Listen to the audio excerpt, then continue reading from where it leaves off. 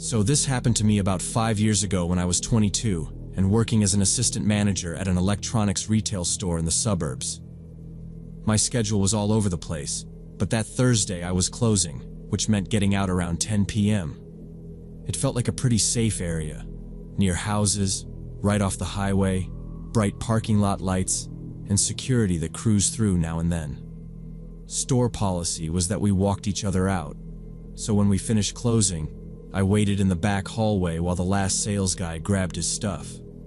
His car was out front by the restaurants. Mine was in the employee spots in the back lot. We said goodnight where the hallway split and went our separate ways, him toward the front doors and me toward the service exit. When I pushed the bar on the service door, the lot behind the building was almost empty.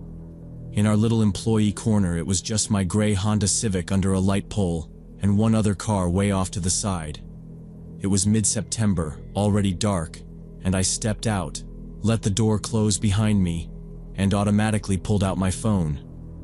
I started walking toward my car while scrolling messages, barely looking up. About halfway there, I remembered my keys were at the bottom of my bag, so I finally lifted my eyes from the screen. That's when I saw the white van parked 3 rows from my Civic.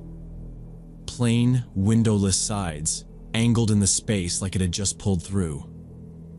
I went back to digging for my keys, but something made me glance over my shoulder toward the edge of the lights. There, maybe 50 meters behind me where the asphalt turned dark, a man in a dark hooded jacket was standing. He was turned in my direction, hands in his pockets, not leaning on a car, not walking, not looking at a phone, just standing there. For a second, I told myself he was waiting for someone and I was being paranoid. Still, I hit the unlock button on my key fob from where I was and heard the locks click on my car. I shifted my bag higher, walked faster, and tried not to make it obvious that I was speeding up. When I reached the Honda, I grabbed the driver's handle, and before opening the door, I forced myself to look back again. The man wasn't at the edge of the light anymore. He was walking toward me. He still wasn't running, just coming in this slow, steady way with his hands in his pockets like he had nowhere else to be. My stomach clenched and my mouth went dry.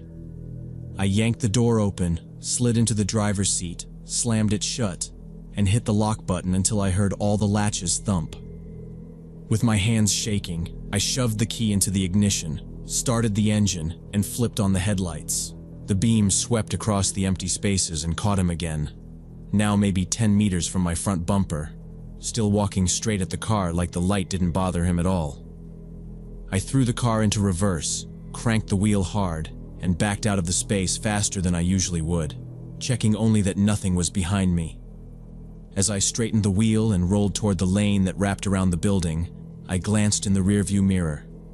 He had stopped again, just standing in the middle of the drive, body turned toward my car, hood still hiding his face.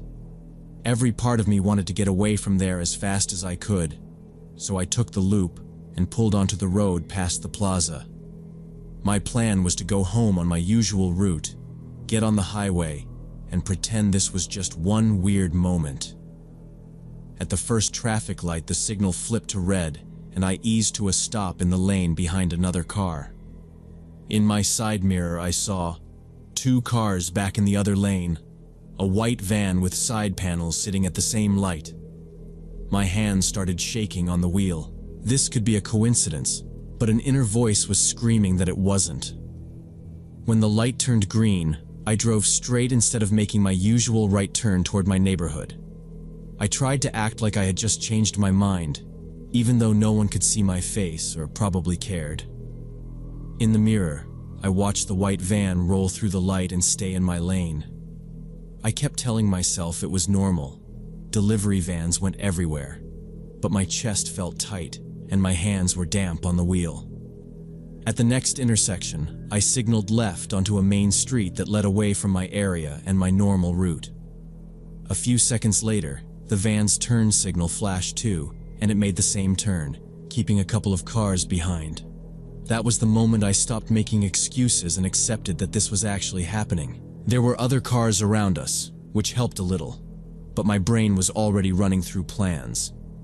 I thought about driving to a police station, but I had no idea where the closest one was from there, and I didn't want to start fumbling with my phone and maps while driving. I thought about pulling into a gas station or a grocery store lot, but I had this image of the van blocking me in or someone yanking my door open. I didn't want to freak out over nothing, but I also really didn't want to be the person who ignored their gut and ended up on the news. At the next long red light, I finally grabbed my phone and called my friend Jessica. She answered with her usual, "What's up?" And I cut her off and said, "Can I come over? I think someone's following me." My voice sounded weirdly flat. She flipped from casual to serious immediately and started asking where I was, if I was driving, if I was sure. I told her there was this plain white van that had been behind me since I left work, matching every turn. I remember hearing her moving around, opening drawers or something, and she said, "Come straight here. I'll turn the porch light on and tell Marcus, stay on main roads. Don't stop anywhere alone." So that's what I did. I stayed on the bigger streets with traffic and lights instead of the back way I usually took to her place. Every time I turned, I checked my mirrors. Every time, the van made the same turn. It never rode my bumper or pulled right up next to me. It just kept its distance, far enough back that if I hadn't been looking for it, I probably wouldn't have noticed. I kept talking to Jessica on speaker, giving her cross streets and how many cars were between us, mostly to stop myself from spiraling. She stayed calm and just kept saying, "You're close. Keep driving. You're okay." This went on for about 20 minutes, even though it felt a lot longer. Eventually, I turned into Jessica's subdivision off a main road and checked the mirror again. The van turned in after me. By then, my heart was pounding, but I made myself keep my speed normal, use my signal, stop fully at the signs. I didn't want to give whoever was in that van any excuse to cut me off or force something. When I finally pulled up to Jessica's house, she was already on the porch with her phone in her hand and her boyfriend Marcus standing next to her. The porch light and living room light were both on, and the front door was open behind them. I braked in the driveway, threw the car in park, and got out faster than I meant to. Jessica was already coming down the steps toward me. Over her shoulder, I saw the white van roll slowly past the house. I could see the shape of someone behind the windshield, but not their face. There were no company logos, no writing, just blank white panels. As it reached the corner at the end of the street, it suddenly sped up and turned, disappearing out of sight. Marcus watched it go with his arms crossed and said quietly that he didn't like that at all. Once we were inside, Marcus locked the door and Jessica sat me on the couch. She said we should call the police right away, and I agreed. I wanted it on record in case anything else ever happened, even if they couldn't do much. She put the call on speaker, and I told the dispatcher everything, starting with leaving the store and seeing the guy in the hood, ending with the van passing their house. An officer showed up a little later, took my ID, and had me go through the story again while he wrote notes. He was professional, but blunt. Without a plate number or some unique marking, there wasn't much they could do besides drive around and keep an eye out. He did tell me I was smart not to go straight home and not to stop in an empty lot. I stayed at Jessica's that night because the idea of driving back alone felt like a bad decision. None of us slept great. Every time a car went by outside, I tensed up, and Marcus would get up to look out the window. The next morning, after they left for work, I drove to a shop and had an alarm system installed on my Civic. After that, I went to a store and bought pepper spray for my keychain. None of that erased what happened, but it made me feel a little less like an easy target, and since then, I never park in the far corners of big parking lots if I can help it, and I always watch my mirrors and pay attention to whether anyone is following me before I get in my car or head toward home.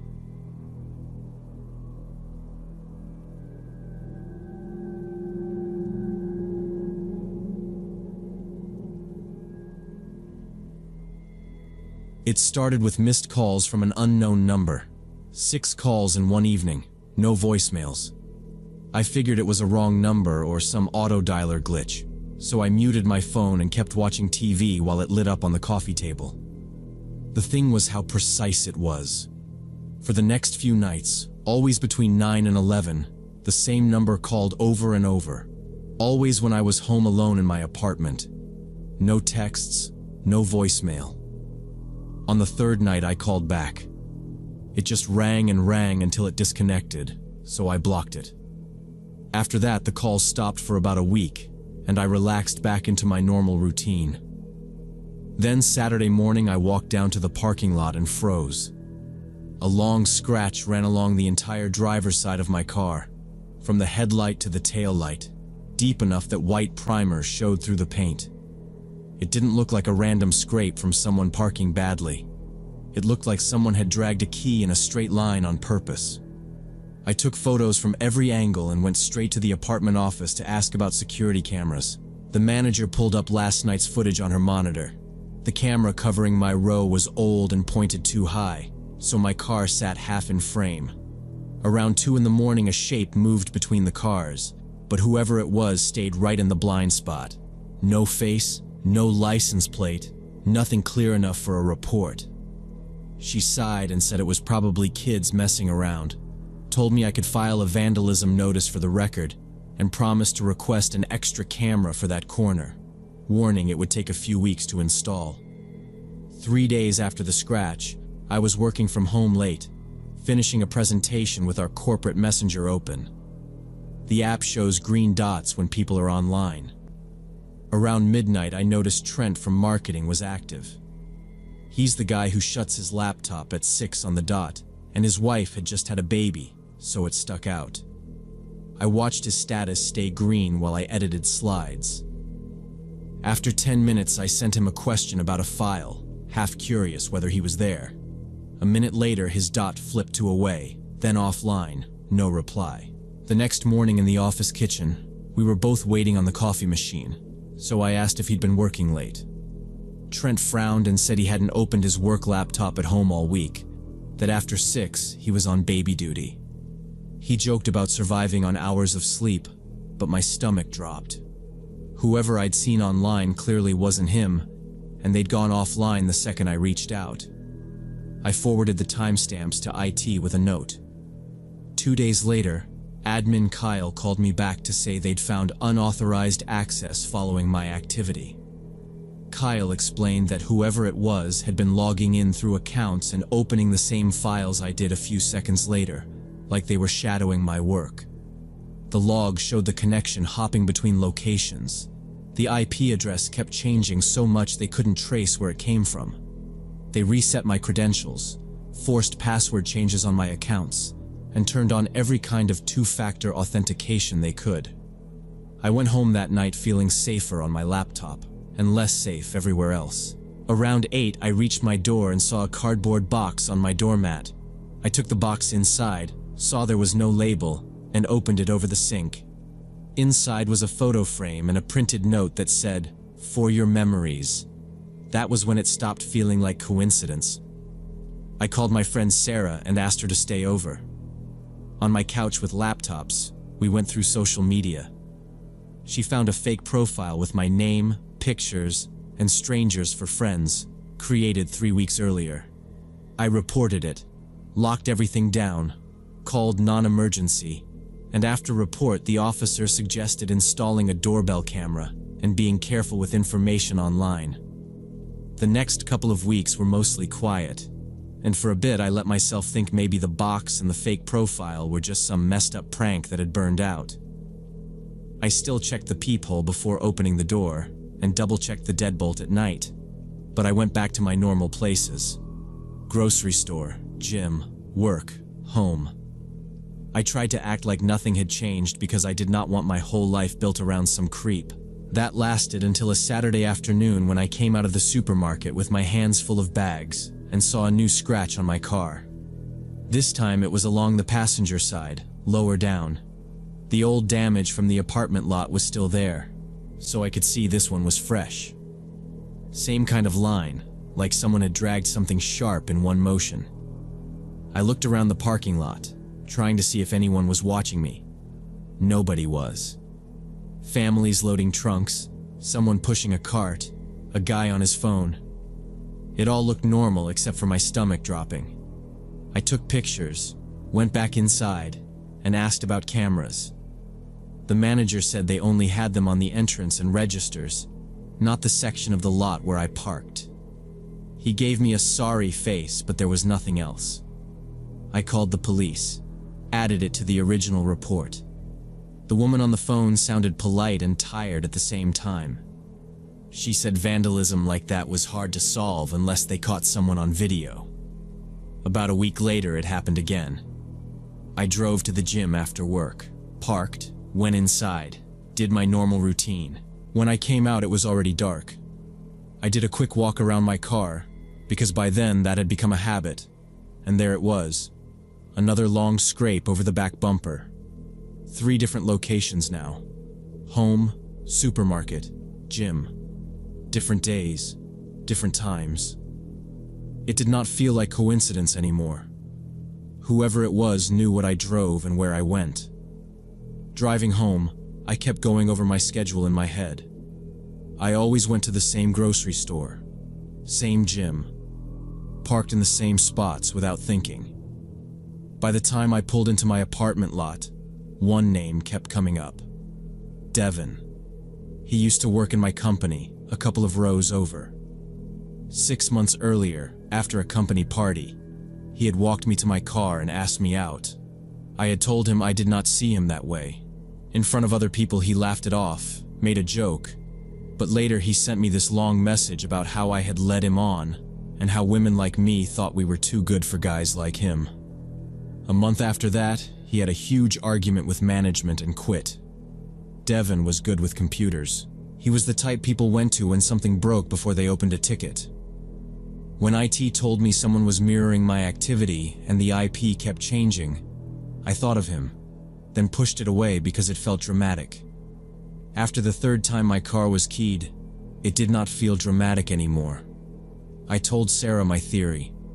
She said it was possible, but reminded me we did not have anything real tying him to it, and that if I went to the police with just a feeling, they would not do much. She was right, but I still brought up his name the next time an officer called to follow up. I gave them his full name, where he had worked, the messages after the party, and the fact he had technical skills. The officer said they would note it, then explained, very carefully, that people leave jobs all the time, and having hurt feelings was not a crime. Without direct threats or proof, they could not just pick someone and call him a stalker. I understood what she was saying. It still did not help me sleep. After that, I changed my routines on purpose. Different grocery store, different gym nights, different parking spots. I stopped posting anything in real time. If I shared a photo, it was hours later. I asked a coworker to walk with me to my car when we stayed late. It helped a little, but every time I found a new scratch or caught someone glancing in my direction, my brain went straight back to Devin or some faceless guy who knew everything about me. 2 months later, I decided I was done trying to feel safe in that apartment. There had not been any new packages or weird calls, but I kept jumping at every noise in the hallway. I found a new place across town, signed the lease as fast as I could, and did not put in a forwarding address. I changed my phone number, updated all my passwords again, cleaned up my social media, and gave my new address only to work, my parents, and 2 close friends. At the office, I asked IT to check my account one more time. They said everything looked normal now. No strange activity, no shadow logins. The keyed car stopped. The random calls never came back. From the outside, it looked like the whole thing had just faded out, but I still had no proof of who it was, and that part did not fade with anything. Not knowing who was watching, not understanding why it started, and not being sure if it really ended or if he is just waiting. That is what I live with now. In the new apartment, I still walk around at night and push on every window to make sure it is locked. I still feel my pulse jump when an unfamiliar number shows up on my phone, even if it is just a doctor's office. I still pause in parking lots and look around before I step out of the car. My therapist says it is normal to be this on edge after what she calls prolonged stalking. Says my brain is stuck on high alert, and it might take years before I feel safe again. The police never caught anyone because every single thing that happened stayed just inside the line of what they could act on. Public places, vandalism, fake profiles, anonymous calls. But putting it all together, I know it was someone obsessed with me. Someone who mapped out my life and got close enough to my door to leave a box there. And I have no idea if he knows where I live now, if he already found my new address, or if he is out there right now planning his next move.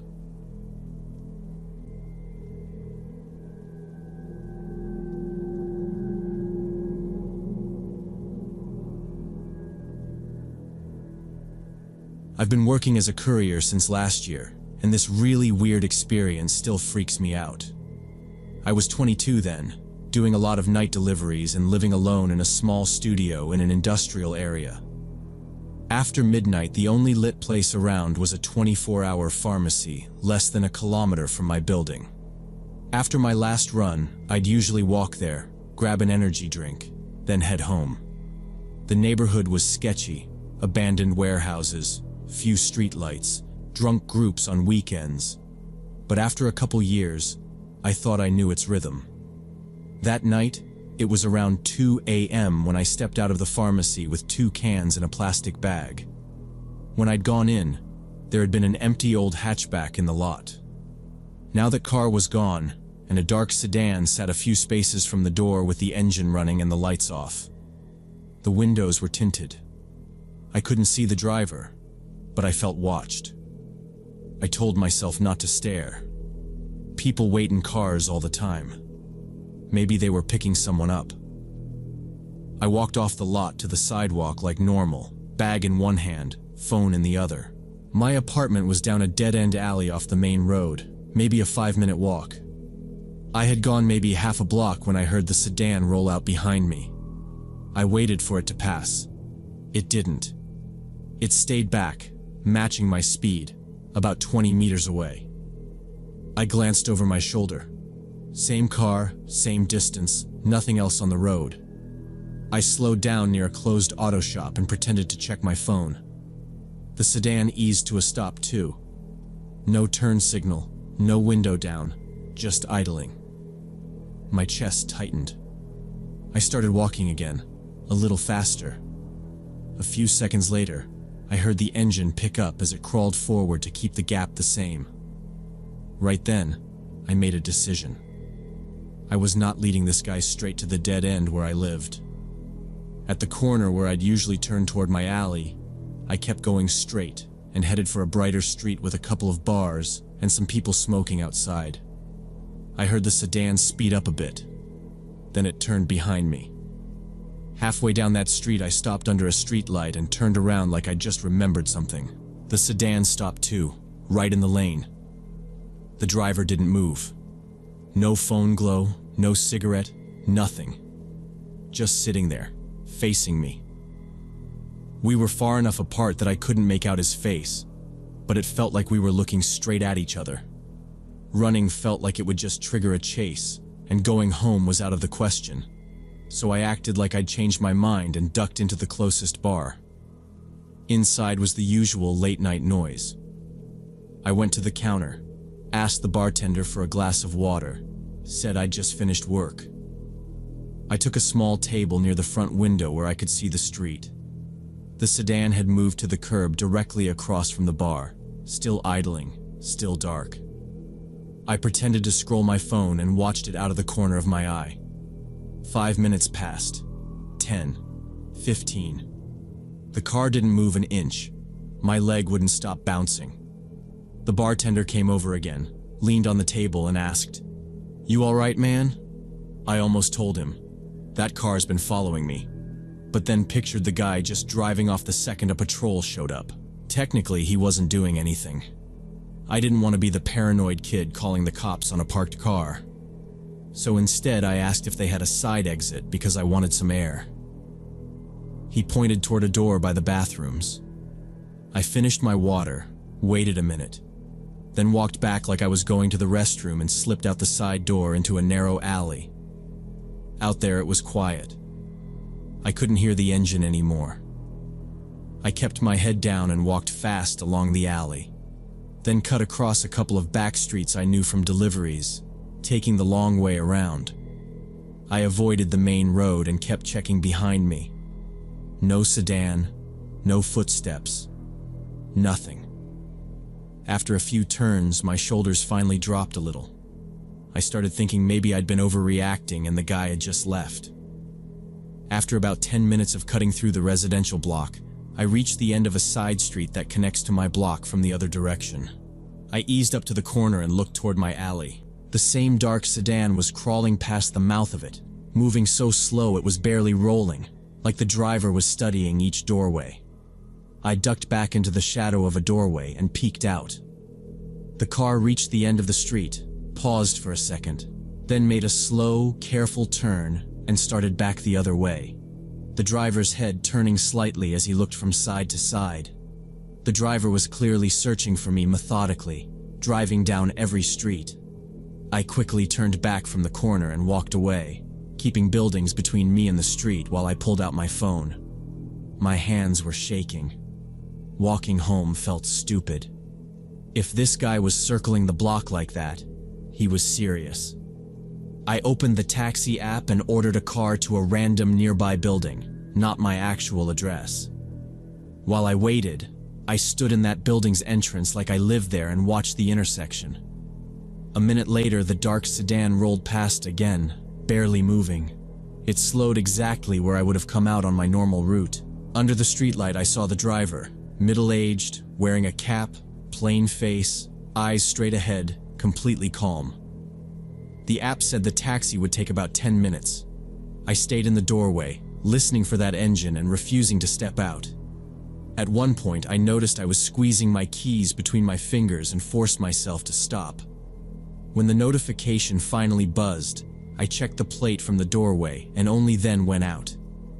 The taxi was an older hatchback with a tired-looking driver. I got in fast, locked the door, and told him it had been a long shift. I gave my street but asked him to drop me 2 houses down. On the way there, I kept checking the rear window, but no dark car followed us or turned when we turned. When we reached my block, there was no dark car.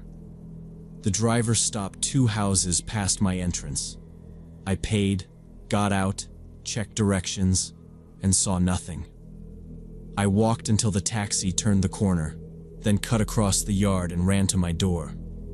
Inside, I hurried up to the 3rd floor, locked my apartment, checked the lock again, and finally let myself breathe. For the next few nights, I didn't go out.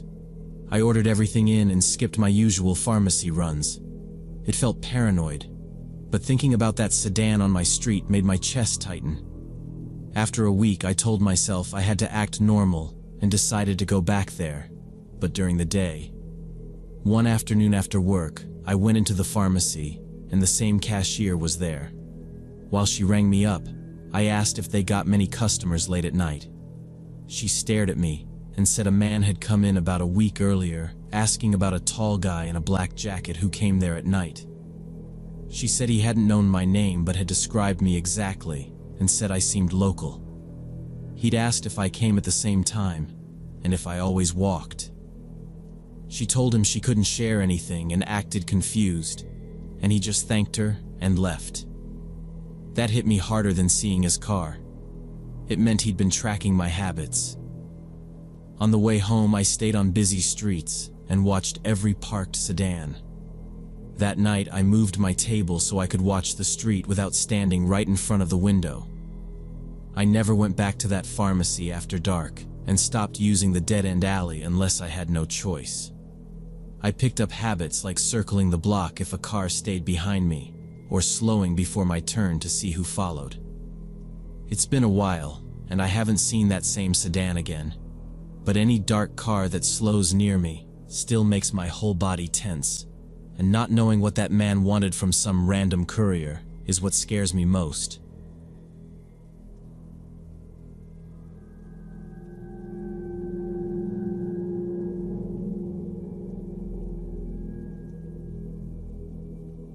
It happened last year when I got promoted to safety supervisor at this chemical plant outside Houston. Working at a place that handles hazardous materials is never simple, but I honestly thought I could handle it. I was 26, had been in industrial safety for 4 years, and I knew the regulations well enough that I could quote half of them in my sleep. The plant has 4 production buildings, a warehouse complex, and an admin block, all spread out across this fenced-in property that feels like its own little world at night. When the previous safety supervisor left for a better job, they slid me into her spot. Nights only, 10 p.m. to 6 a.m. That shift usually means I am the only safety officer on site with a skeleton crew of operators and maintenance, which sounded peaceful on paper, and in the first couple weeks it actually was. Most nights I started in the control room, checked the monitoring software, then did my patrols. Building 1 through 4, warehouse, back around to admin. I'd check ventilation systems, verify chemical storage temperatures, look at relief valves, and walk the lines to see if anyone was cutting corners. It was boring in the way safety work is supposed to be boring. If nothing happens, you're doing your job. A couple operators joked that I was overkill, that the automated systems would tell us if anything went wrong before I ever saw it on a walkdown. I joked back that automated systems don't testify well in court. Still, in the beginning, the alarms made sense when they happened. A door propped open that shouldn't be. A brief power flicker.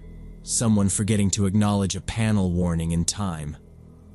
Around midsummer, the pattern shifted. It wasn't anything big at first, just small things that sat wrong with me.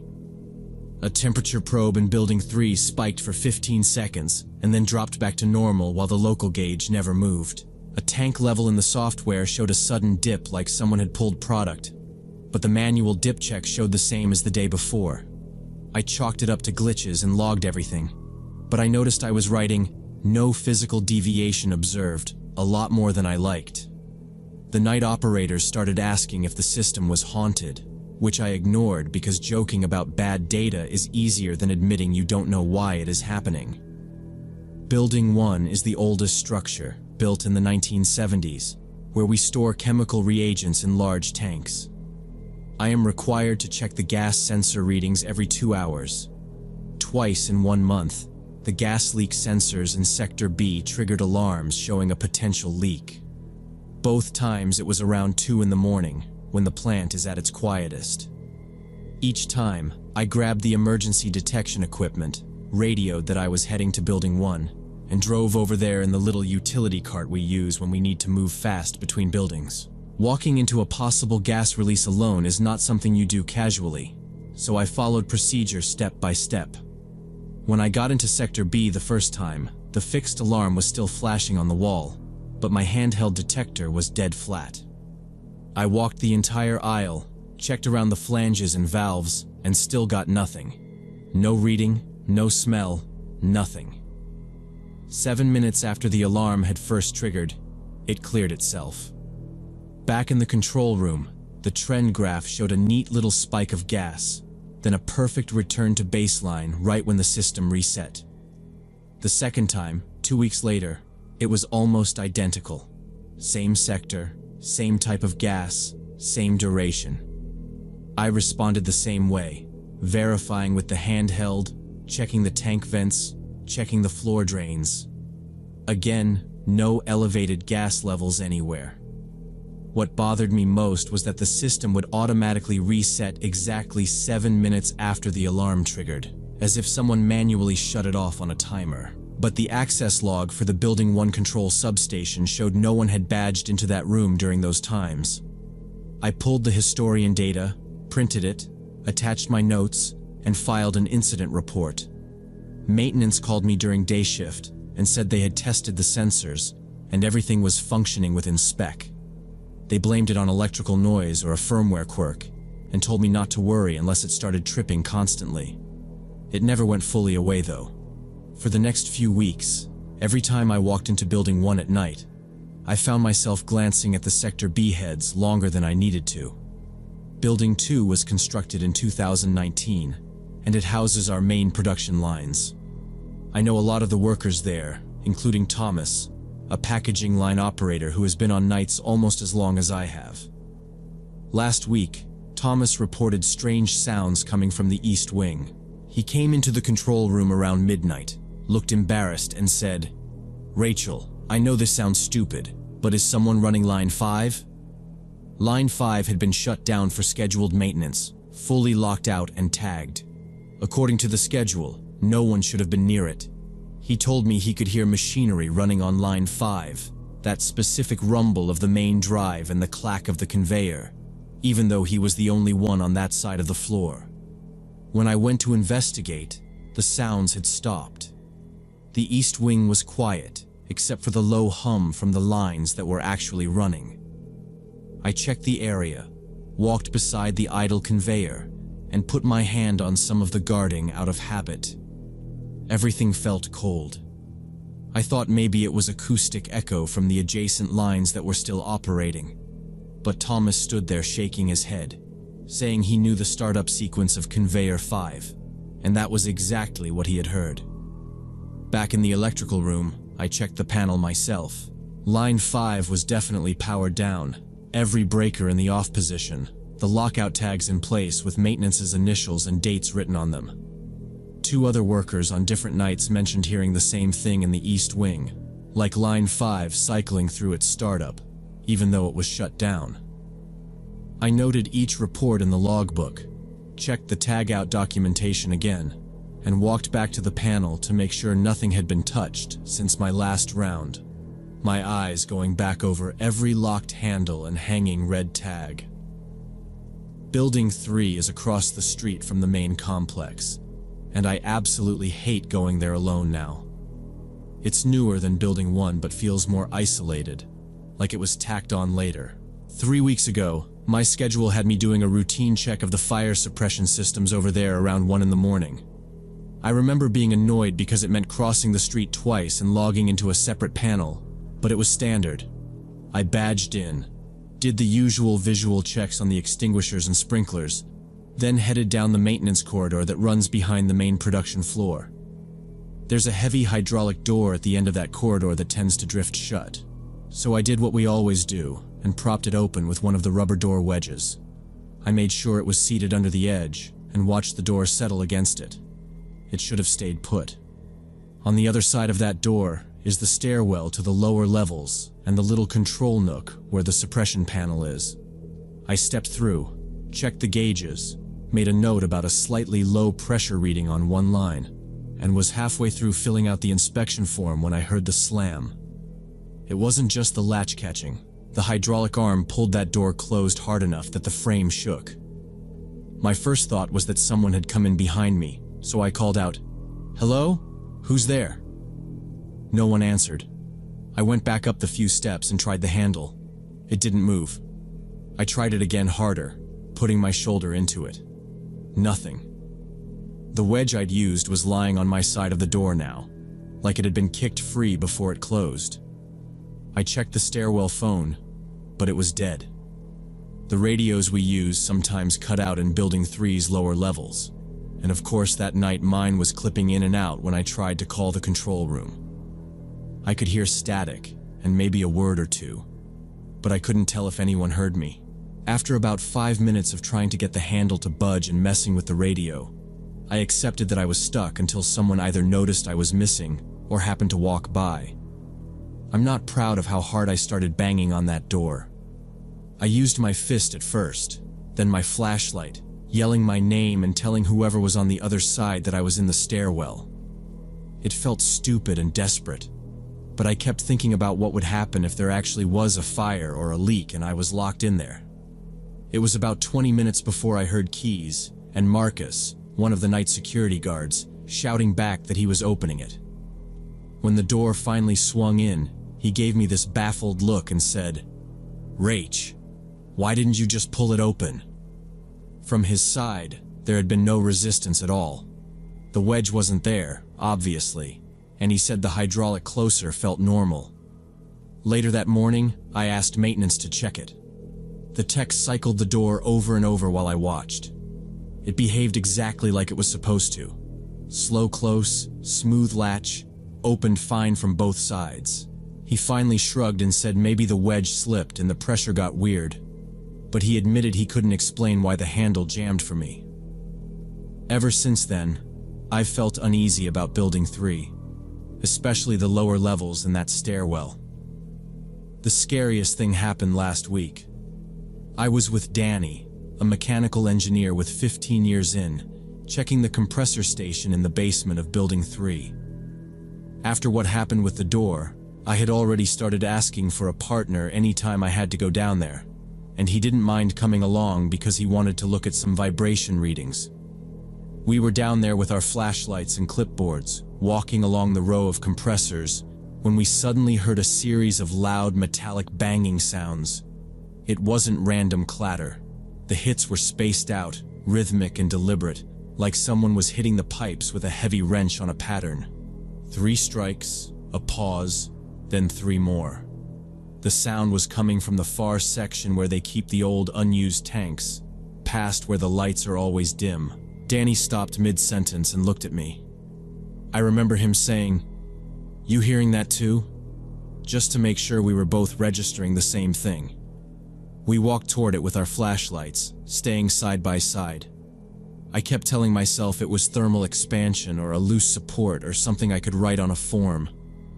The closer we got to the old tank area, the more aware I was of our footsteps and breathing, and the banging kept going in that same pattern until we were almost at the end of the row. We turned the corner where you can see all the way down to the unused tanks. The moment our light beam swept that section, the banging stopped completely. No fade, no last echo, just off like someone had lifted a hand. There was no one there. No tools on the floor, no loose hangers swinging on the pipes. Nothing obviously wrong. Danny scanned the tanks, the overhead lines, checked one of the supports with his hand, and then he just said, very calmly, "Let's go upstairs. Now."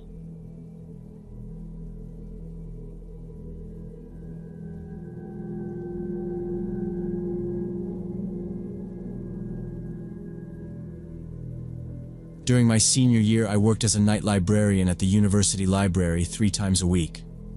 My shift ran from midnight to 6 in the morning when the library was only open to students with passes, and honestly, I liked that setup. Less noise, less drama, just me behind the registration desk with my laptop, a stack of returns, and a building that mostly felt like it belonged to me. Usually there were 5 or 6 students spread out in the reading rooms, half asleep over their notes while I pretended to work on my thesis instead of scrolling through my draft in panic. That night started normally. I came in at 11:45, dumped my backpack under the desk, and relieved the day librarian. He rubbed his eyes, pointed at the monitor wall, and said, "Cameras are acting up again. 2 of the feeds keep dying." One screen was frozen on static, another was just black. He said IT would look tomorrow-ish, and shrugged like it wasn't his problem anymore. I joked that as long as the front door lock still worked, we were fine. He laughed, signed out, and left me alone with the monitors and the humming lights. The first 2 hours were exactly what I expected. I checked a couple of student IDs at the door, answered one question about where the bathroom was, as if it wasn't in the same place it had been for 100 years, and then sat back down to stare at the same sentence of my thesis until my eyes burned. Every so often I glanced up at the cameras. The bad feeds flickered or froze, but the rest showed the normal stuff. Empty hallways, stairwells, study rooms, and a few hunched figures in hoodies who barely moved. Around 3 in the morning, I did my scheduled walkthrough. I locked my computer, grabbed the keyring and the clipboard, and took the usual loop through the reading rooms. In the first room, 2 guys in sweatshirts were whispering over a laptop. In the second, a girl with headphones had highlighters and sticky notes spread everywhere. In the last one, a guy was half asleep on an open textbook, an energy drink can next to his hand. 5 students total, all with their ID cards visible like the rules said. Nobody looked drunk, nobody had guests, nothing set off any alarms in my head. I ticked 5 names on the sheet and went back toward the desk. When I sat down again, I was already thinking about rewriting my entire thesis conclusion. I woke my laptop, took a sip of coffee that had gone lukewarm, and let my eyes wander up to the monitors like they always did. That was when I noticed movement on the camera labeled Archive 2, the second-floor archive section where students weren't allowed. On the grainy black and white feed, something dark slipped between 2 shelves, disappeared, then appeared again a little closer to the lens. The angle was terrible, so all I saw was a blurry shape cutting across the aisle. I stared at it, waiting for my brain to file it under weird shadows and move on. Instead, the shape moved again, then stopped. It didn't look like the usual HVAC flicker I'd gotten used to ignoring. Policy said that if we saw movement in a restricted area, we were supposed to check it and then call campus security if needed. I sat there for maybe 20 seconds, hoping it would just stop, then sighed, grabbed the flashlight from under the desk, clipped the master keys to my belt loop, and headed for the stairs. The archive section was always a little cut off from the rest of the building. Locked door, no windows, tall metal shelves and old bound journals no one touched anymore. I unlocked the service door, stepped inside, and hit the light switch.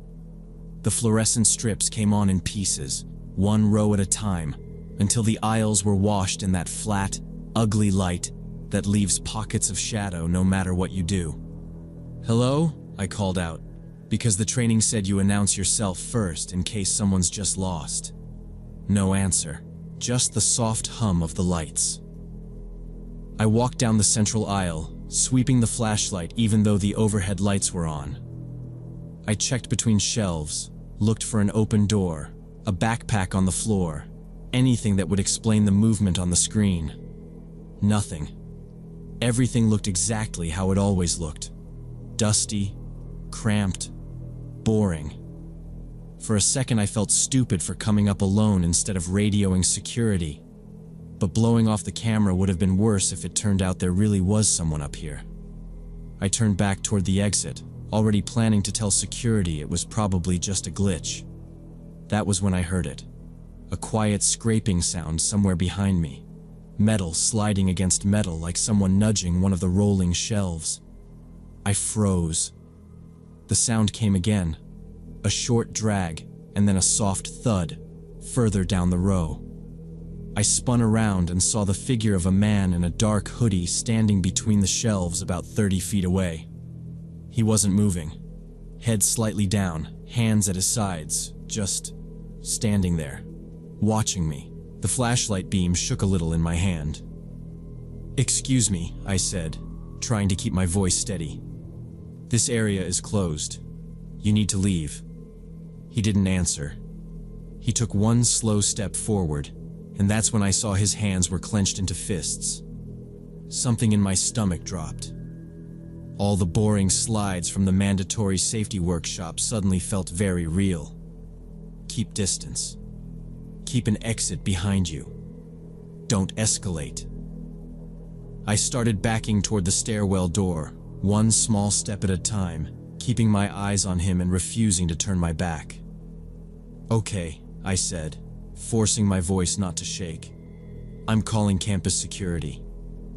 I pulled my phone out of my pocket, trying not to fumble it. The man suddenly lunged forward, breaking into a full sprint straight at me. Instinct took over. I turned and ran for the stairs, dialing security as I moved. I could hear his footsteps behind me and his heavy breathing getting closer. That rough, uneven kind of breath people have when they're running angry, not scared. The call to security was still ringing in my ear, but I didn't wait for anyone to pick up. I slammed my shoulder into the stairwell door, shoved it open, and took the steps down 2 at a time with 1 hand on the rail so I wouldn't wipe out. I kept waiting for that feeling of a hand grabbing the back of my hoodie. Instead, I just heard his shoes hammering on the concrete behind me. I yelled into the phone, not even sure if anyone was there. "Archive section, 2nd floor. "There's a man up here. He chased me. Send someone now." And then I just focused on getting to the first floor. I burst out onto the main level and almost crashed into one of the study tables. Chairs scraped, pens rolled. The students closest to me stared like I'd lost it. I didn't bother explaining. I shouted, "Everyone out! Now!" way louder than I meant to. For a second, nobody moved. Then 3 of them, the ones sitting closest to the main aisle, jumped up, grabbed their bags without even closing them, and bolted for the front doors. One of the other 2 stammered, asking what was happening, but I just pointed and snapped, "Go! Just go!" That was enough. They followed the others at a run, shoes slapping on the floor, one of them looking back over his shoulder like he expected someone to be right behind him. As they took off, I grabbed the fire extinguisher off the wall and yanked it out of its bracket. It was heavier than I expected, and my hands were shaking so bad I almost dropped it. But I got a grip and hauled it in front of me like a shield. Every instinct I had was telling me to run with the students and get out too.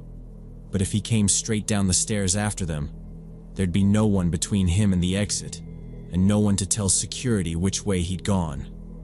So I moved a few steps back from the stairwell door, planted my feet, and held the extinguisher with both hands, finger close to the pin, eyes locked on the landing.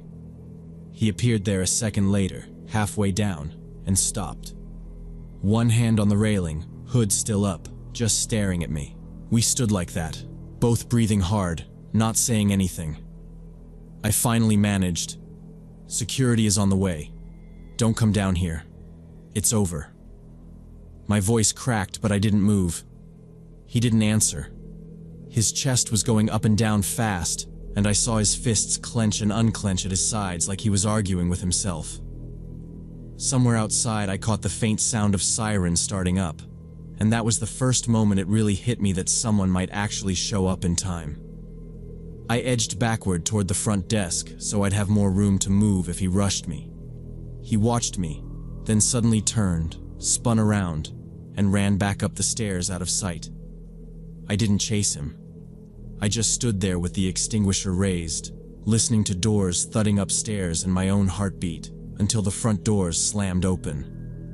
2 campus security officers came in fast, radios already in their hands. "Where is he?" one of them asked. "Upstairs, archives. He just ran," I said, pointing toward the stairwell, tripping over my words.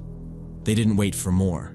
One took the stairs, the other cut down the side corridor toward the loading dock and back exit, talking into his radio as he went. I followed the one going down the corridor, staying back because I didn't want to be alone again. A few seconds later, I heard someone ahead shout, "Hey, stop!" And then the metal door to the dock slammed against the wall. When I reached the end of the hallway, they had him on the ground near the back exit, one officer on his shoulders, the other pulling his hands behind his back to cuff him while he kept yelling that he wasn't doing anything, and that I'd exaggerated. They searched him right there, then took his wallet and pulled out a worn student ID. Later, in the security office, they told me he was a former student who'd been expelled 2 years earlier for assaulting a classmate in the dorms, and that he wasn't even allowed on campus anymore. He'd crawled through a ventilation shaft near the upstairs service hallway to get into the building earlier that evening, and had been hiding in the archive section for hours before I ever saw him on the camera. They found duct tape and a knife in his backpack when they went through it in front of me and the head of security, laid out on the desk in a neat line like evidence on a TV show. I still don't really know what he was planning, and nobody ever sat me down with a detailed explanation.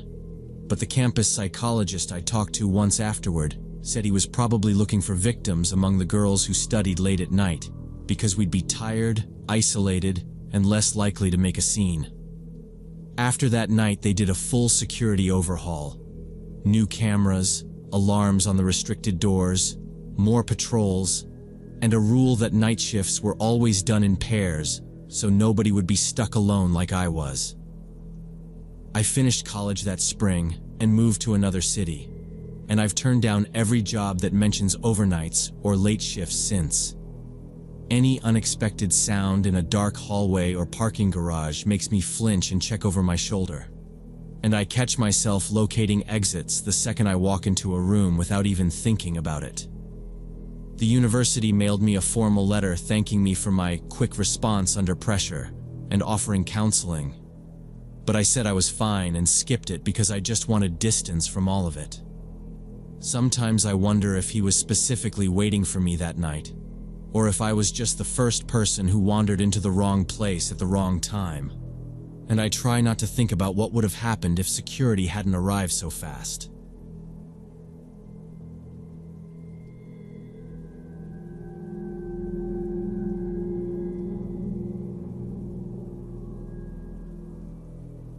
So when I was 33, I'd been jogging in the evenings for 5 years already. Usually I'd head out around 7 after finishing work and run a route along the river in Denver, about 8 kilometers there and back. I'm a programmer, so most of my day is just me sitting in front of a screen, and running was the only thing that stopped my back from locking up completely. The route was popular. There were always lots of runners and cyclists, especially in summer. I liked that. Crowds meant it felt safe. No dark, empty corners where something stupid could happen. In late June on a Thursday, I went out for my run as usual. The weather was great, around 25 degrees, light breeze, sun still up, but not baking. I locked my apartment, did my normal little calf stretch on the stairs, headphones in, and started running from my house toward the river. First kilometer was through quiet streets. Same houses I'd passed 1,000 times. Same dog that always barked at me from 1 yard. Nothing strange. About a kilometer in, when I came out onto the embankment, I noticed a cyclist riding slowly several dozen meters behind me. Black bike, black gear, nothing special. I didn't pay much attention since there were always lots of cyclists there, and he wasn't doing anything odd yet. I settled into my usual pace and tried to clear my head of work stuff. I remembered thinking about a nasty bug I'd been fighting all day, running through possible fixes in my head. Every so often I'd glance sideways at the river, at other people on the path. After a while though, that cyclist stayed in the back of my mind. You know that feeling when you're aware of something behind you even if you're not looking? It was like that. Just a small pressure between my shoulder blades. After another kilometer, I stopped at a traffic light before a bridge. The path crossed a small road there, and the light for us was red. I slowed to a jog, then to a walk, catching my breath. The cyclist rolled up and stopped about 10 meters behind me. For the first time, I really looked at him. A man around 40 maybe, in dark glasses and black cycling gear, helmet, gloves, everything standard. Average height, average build, nothing that screamed problem. If you described him to someone, you'd have almost nothing specific to say. The light changed, and I ran on. I expected him to swing out and pass me right away, but he didn't. The cyclist followed but didn't pass me even though I was running at an average pace, and any cyclist could easily overtake. I could hear his tires behind me, the soft hum, always the same distance. I remembered some safety article about not ignoring weird patterns, so I started paying attention to him. I told myself I was overreacting, but I still watched his shadow when it slid long next to mine. A few minutes later, I deliberately slowed down, pretending to be tired. I even put my hands on my hips for a second like I was catching my breath. The cyclist also slowed down, staying at the same distance. No phone out, no obvious reason. I sped up and he sped up. Kept that 10, maybe 15-meter gap like it was on rails. My heart started pounding faster than it should have for that speed. This was weird, and now I couldn't explain it away. I decided to test my suspicions and sharply turned onto a side trail that led into a small park. I'd been on it before. It wound between some trees and playground equipment, then looped back to the river. The cyclist followed me. I heard the change in sound as his tires left the smooth path and hit the rougher asphalt. The trail was narrow, and cyclists don't usually ride on it because of kids and dogs. No one else turned with us. I ran faster, weaving between trees and benches, not full sprint but close. My shoes slapped harder than I liked. My breathing got loud in my own ears. Looking back, I saw he was still following me, even though riding a bike on this trail was awkward. He had to slow for tight corners, steer around a trash can, but he still stayed behind me, not losing ground, not calling out anything like "on your left." Panic was rising. Panic was not the dramatic movie kind, just this cold, clear thought. Okay, this is now definitely not normal. I cut the loop short, took the first turn that led back toward the embankment where there were more people. Kids' voices, someone's speaker playing music, distant traffic. I forced my pace down a little so I didn't look like I was fleeing something. I ran back out onto the embankment. A couple with a stroller passed, 2 teenagers on scooters, another runner. Seeing them calmed me just a bit. The cyclist appeared a few seconds later, bumping off the curb back onto the main path. He didn't veer off or pretend it was coincidence. He just corrected his line and settled at almost the same distance again. That was the point where I decided I needed to deal with it directly. Running around hoping he'd get bored wasn't working. I stopped and turned to face him, planting my feet, planning to ask why he was following me, and maybe film him if he did anything. My phone was in the belt pocket at my waist. I was already aware of the weight of it, but he just stopped about 15 meters away, silently staring at me through dark glasses. Didn't say a word, didn't come closer. I shouted, asking what he wanted, loud enough that a couple people turned their heads. He didn't answer, just stood there holding his bike handlebars. I saw a group of runners nearby, about 5 people moving in my direction. They were spread out across the path, talking, not pushing hard, the kind of pace where people are clearly not doing serious training. I didn't think it through for long. I just turned away from the cyclist, jogged straight toward them, and lifted my hand a little like I was trying to flag down a cab. One of them, a guy in a red shirt, slowed first and gave me that quick once-over people do when they're checking if you're hurt. "Hey, sorry," I said, more out of breath from nerves than from the run. "Can I run with you guys for a bit? That guy on the bike back there has been following me for like 15 minutes. I thumbed over my shoulder as I said it. Saying it out loud made me feel a little stupid, like I was some paranoid weirdo, but I didn't know how else to frame it. They all looked past me. The guy in red frowned. A woman in a gray tank squinted and asked, "Which one?" I turned too. The cyclist was still there on the path, facing us. But as soon as he saw me talking with the group, he pushed off, rolled forward a few meters, then did this slow U-turn and started riding the other direction, like he'd just remembered somewhere else he needed to be. He was closer, I said, hearing how defensive I sounded. Right behind me. He followed me into the park. He wouldn't pass or say anything. The guy in red shrugged, not like he didn't believe me, more like he just didn't know what to do with that information. "Yeah, that's weird," he said. "Run with us. Strength in numbers, right?" One of the others made a short, awkward laugh at that, but nobody argued. We fell into pace together. It felt strange to be in a tight little pack when I usually ran alone, but having other footsteps around me actually helped.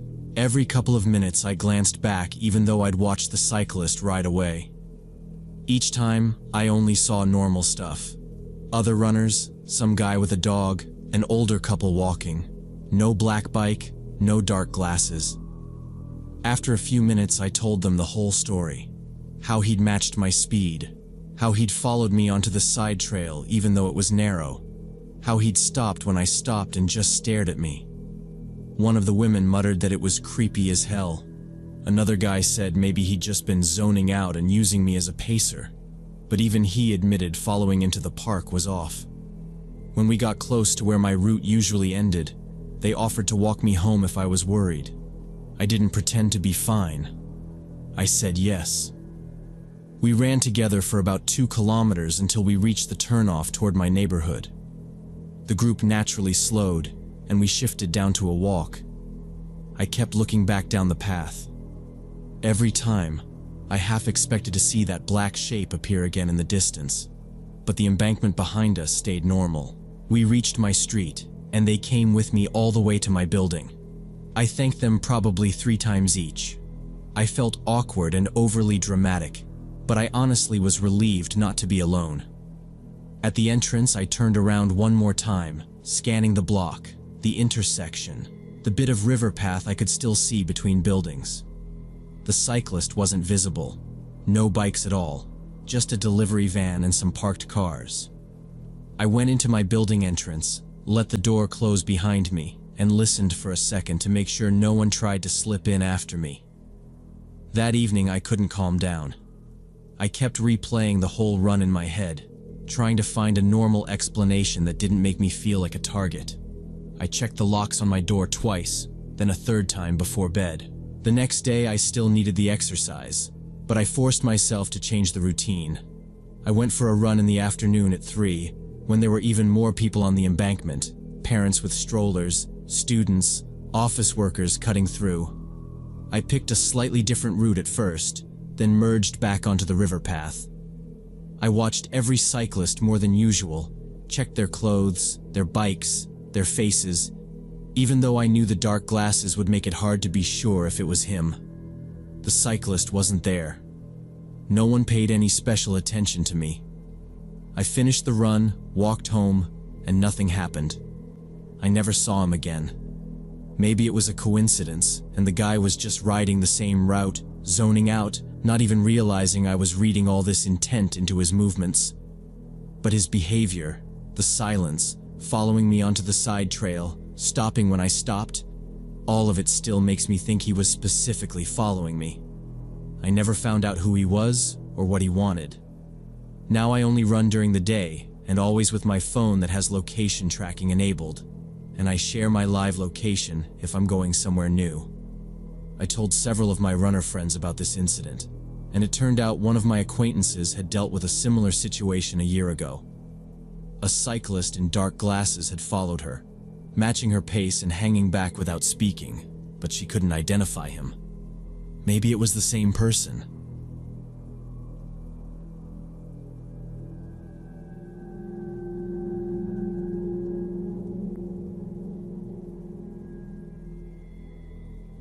About 3 years back, I rented a small house on the outskirts of town and lived alone. The houses out there all stood separate with their own small yards, so it was quiet most of the time. I worked remotely, so most days it was just me, my laptop on the kitchen table, and whatever podcast I had playing. The neighbors were polite, but distant. We waved, made small talk about the weather, then went back inside our own boxes.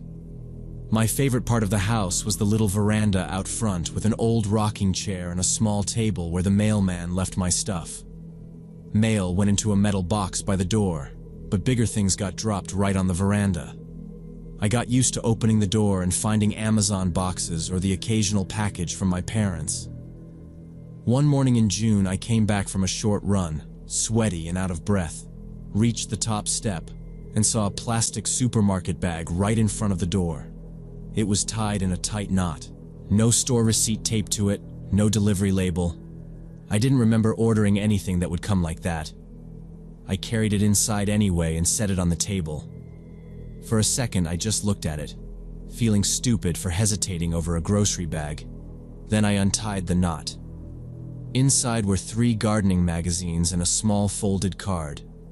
The magazines were brand new, glossy, all about small vegetable gardens and backyard beds. The handwriting on the card was neat and plain. I hope you like it. No name, no return address, nothing that made it less weird. At first I told myself it had to be a mistake.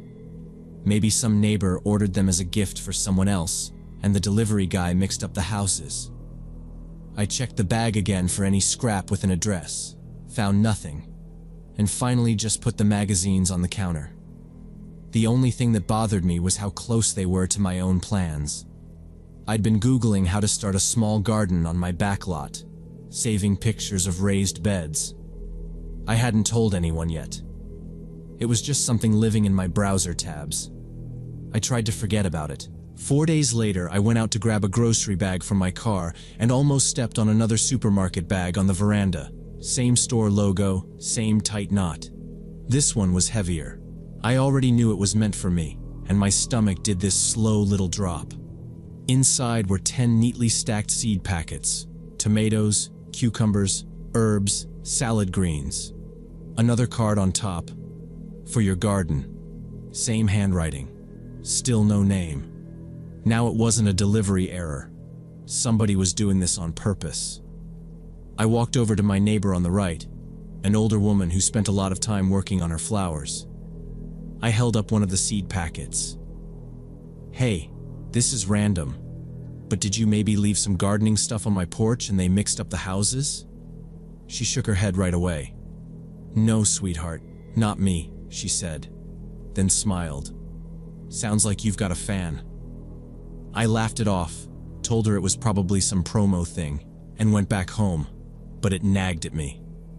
That evening I went through my email and bank app, making sure I hadn't accidentally signed up for some subscription box or clicked on an ad. Nothing. I live alone. I don't talk to coworkers about my yard, and I hadn't posted about gardening anywhere online. Whoever was leaving this either guessed extremely well or knew more about what I was doing than made sense. About a week later, a third bag appeared. By then, I'd started glancing out at the veranda whenever I walked past the window, more out of habit than anything. It showed up mid-morning while I was between meetings. Same bag, same knot.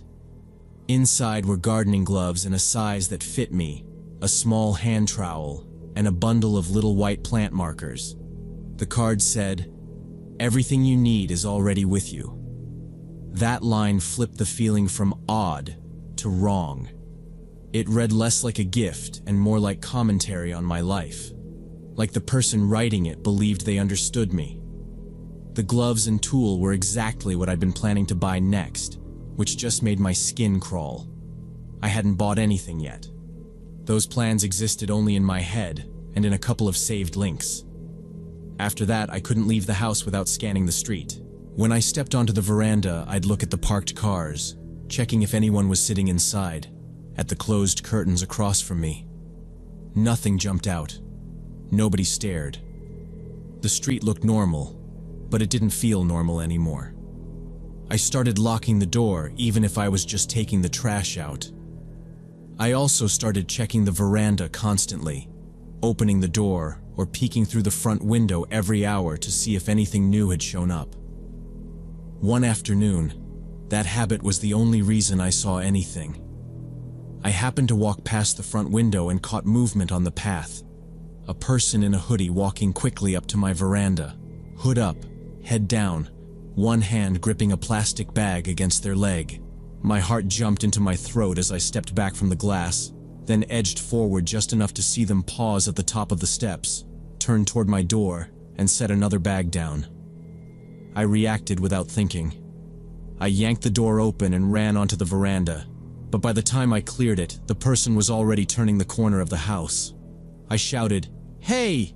and sprinted after them, rounded the corner, and saw only the empty sidewalk and few parked cars. No doors, no footsteps. Whoever it was had moved faster than I could react. I stood there for a moment, feeling stupid, then went back to the veranda and picked up the new bag. Hands were shaking. Inside were garden decorations, 2 little gnomes, some solar lights, artificial flowers. The card on top said, "Soon you will start." No name, same careful handwriting. It felt less like a present and more like instructions. All afternoon I went back and forth about calling the police. On paper, nothing bad was happening. Someone was dropping off gifts. But the fact that they knew my plans, when I'd never talked about them out loud, made skin crawl. I even dialed the non-emergency number and hung up before it rang, already hearing them say there was nothing to report yet, except maybe install a camera. So I bought one. The next morning, I picked up a wireless camera, mounted it above the veranda, and pointed it straight at the steps and door. I tested it a couple times, watching myself appear on the phone screen. Having the camera running didn't make me relax, but at least I knew there would be video if they came back. 3 days went by with nothing. On the 4th day, my phone buzzed during a meeting. Motion detected. I muted my mic, opened the app, and watched the live feed. A figure in dark clothes, hood up, walked into frame, kept their head down, climbed the steps, put a bag by my door, paused for maybe a second, then turned and left. No face, no details, just roughly my height and ordinary sneakers. I waited until they were gone from the frame, then went to the door, checked the peephole, and grabbed the bag. Inside were no more tools or decorations, only folded sheets of printer paper. Each one had a single line typed in: "You will be happy. The garden will change everything. I will help you." Nothing about it was technically a threat, but the tone felt pushy and possessive, like they'd already decided what my life should look like. At that point, my lease had about 2 months left. Until then, I'd planned to stay and decide later, but reading those notes killed that plan in one afternoon. I pictured this person sitting in a parked car or watching from a window, waiting for me to start, like they'd written. The idea of planting anything there, using their gifts, made me sick. I stuffed every gnome, light, packet, and note back into the bags, tied them tight, and shoved them into the back of a closet. That night I opened listings and started looking for anywhere else. Within a week, I found small apartment, signed the lease, and gave notice to my landlord. When he asked why I was leaving early, I said I needed to be closer to the city for work. It was true, just not the whole reason. I didn't mention the packages or the camera. I didn't want to hear someone else say it out loud. After I moved, everything stopped. I never learned who it was. The mix of secrecy and control scared me more than any open threat. Maybe a neighbor, maybe someone online watching me quietly somewhere.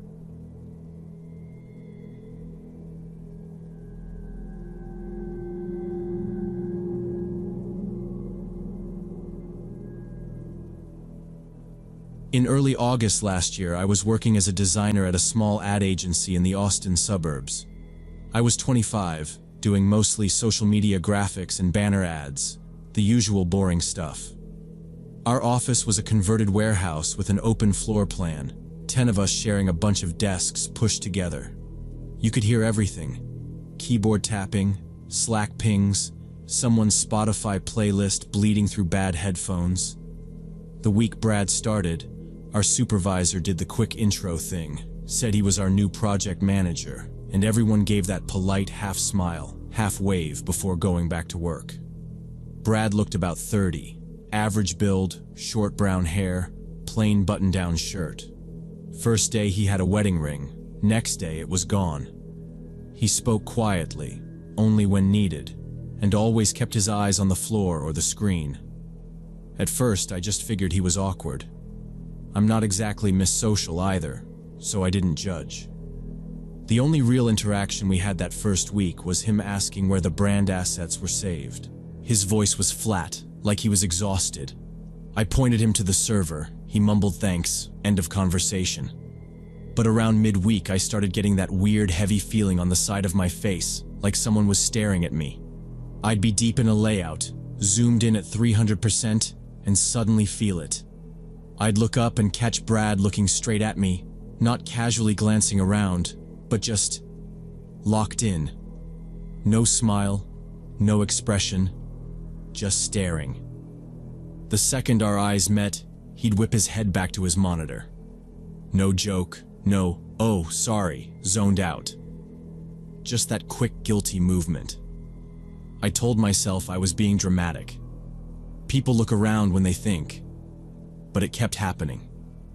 I'd be talking to my friend and coworker Sarah about some client, and I'd see him turn just slightly in his chair, eyes on me, like he was listening only to what I was saying. By Friday, I saw him again, this time in the reflection of the conference room glass while I was presenting a mock-up. He wasn't even in the meeting. He was at his desk behind me, staring at my reflection like the rest of the room didn't exist. I lost my sentence mid-pitch and had to fake a cough to reset. That evening while we were packing up, I finally said something to Sarah. I asked, "Do you get any kind of weird vibe from Brad, or is that just me?" She rolled over in her chair and said she thought he was just shy, then asked why. I told her, "He looks at me a lot. Like, a lot. She frowned a little at that and said she'd start paying attention, but told me not to freak myself out yet. New managers, new environment, people get weird for a bit. I tried to believe her and went home. After 2 weeks, the weird stuff escalated. One Monday I came in, dropped my bag, and there was a piece of paper placed right in the middle of my tablet. It was a printed screenshot of my Instagram profile. My face, the grid, my handle, everything. We weren't the kind of office that did pranks, and nobody said anything when I walked in. No one was even looking at me. I folded the paper and stuck it in my drawer, trying to act normal. The next day, there was a photo instead. A glossy print of my car in the back lot, same space I always park in, taken from a couple rows over. No note, no writing on the back, just my car. My hands shook a little when I picked it up. I went to our supervisor Jason and casually asked if there were any new security checks or something. He looked confused and said no, then asked why. I just said I'd found something weird on my desk, but maybe it was nothing, and backed out before he asked more questions. By Wednesday morning, a folded receipt from the cafe where I grabbed breakfast on the way to work was sitting on my keyboard. Same place, same drink, same sandwich, and the timestamp was from that morning. My name wasn't on it, but it was exactly my order. That's when the "it's just a joke" story in my head kind of snapped. At lunch, I pulled Sarah outside and showed her everything. The screenshot, the car photo, the receipt. Her face changed immediately. She said, "Okay, that's not funny. That's creepy." She told me she'd watch my desk when I wasn't there, and that I should start keeping everything in case we needed proof. The next day, while I was in a meeting, Sarah texted me, "Brad is at your desk. Been there like 5 minutes, looking at your stuff." When I came out, he was back at his own computer like nothing had happened. Sarah later whispered that he'd just stood there, looking over everything. My pens, my sketchbook, little personal things, like he was studying them. He only moved when another coworker walked by. That was the point where I stopped giving him the benefit of the doubt. I told Sarah I was going to talk to Jason the next day. But that same evening I got the first message. I was on my couch after dinner, scrolling through my email on my phone, when a new message popped up from some address that was just random letters and numbers. No name. Subject line just said, "Hi." The body was short. He said he liked how I worked, how I looked when I was focused, that we had a connection and should be together. No signature, but he mentioned the color of my shirt from that day, and a specific joke I'd made in the morning meeting. My stomach dropped.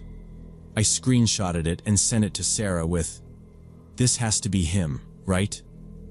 She called me right away and said we were going straight to Jason in the morning. I barely slept that night. I kept every light on, sat in bed with my laptop open, jumping at every car door outside. The next day we went to Jason as soon as Brad sat down at his desk. Sarah explained what she'd seen. I showed Jason the folder with the printed photos, the receipt, and the email. Jason's face got tight. He asked if anything had happened outside of work. I said no, just this stuff. He said he had to take it seriously and was going to speak to Brad immediately, and asked if I wanted HR involved yet. I told him I wanted it documented and for it to stop. That was it. Jason called Brad into a small meeting room and then waved us in a minute later. Jason laid everything out again for the record. then asked Brad if he'd been at my desk or left anything on it. Brad kept his eyes on Jason, not on me, and said no. He said maybe someone was trying to sabotage him because he was new. When Jason brought up the email, Brad said he didn't know anything about it, that he didn't even have my personal address. His voice stayed calm, but his hands were tensed on the table, fingers pressed together hard. Jason told him that any harassment, inside or outside the office, would mean termination, and probably HR and police. Brad nodded, said he understood, repeated that he'd done nothing. We were dismissed. Jason said he'd written everything down and to tell him immediately if anything else happened. I walked out of that room feeling shaky and weirdly exposed, like I'd admitted to something embarrassing instead of reporting a problem. The rest of the afternoon I couldn't concentrate. Every time Brad shifted in his chair, I felt my shoulders tighten. No one else knew what was going on except Sarah and Jason, but the air in the room felt different.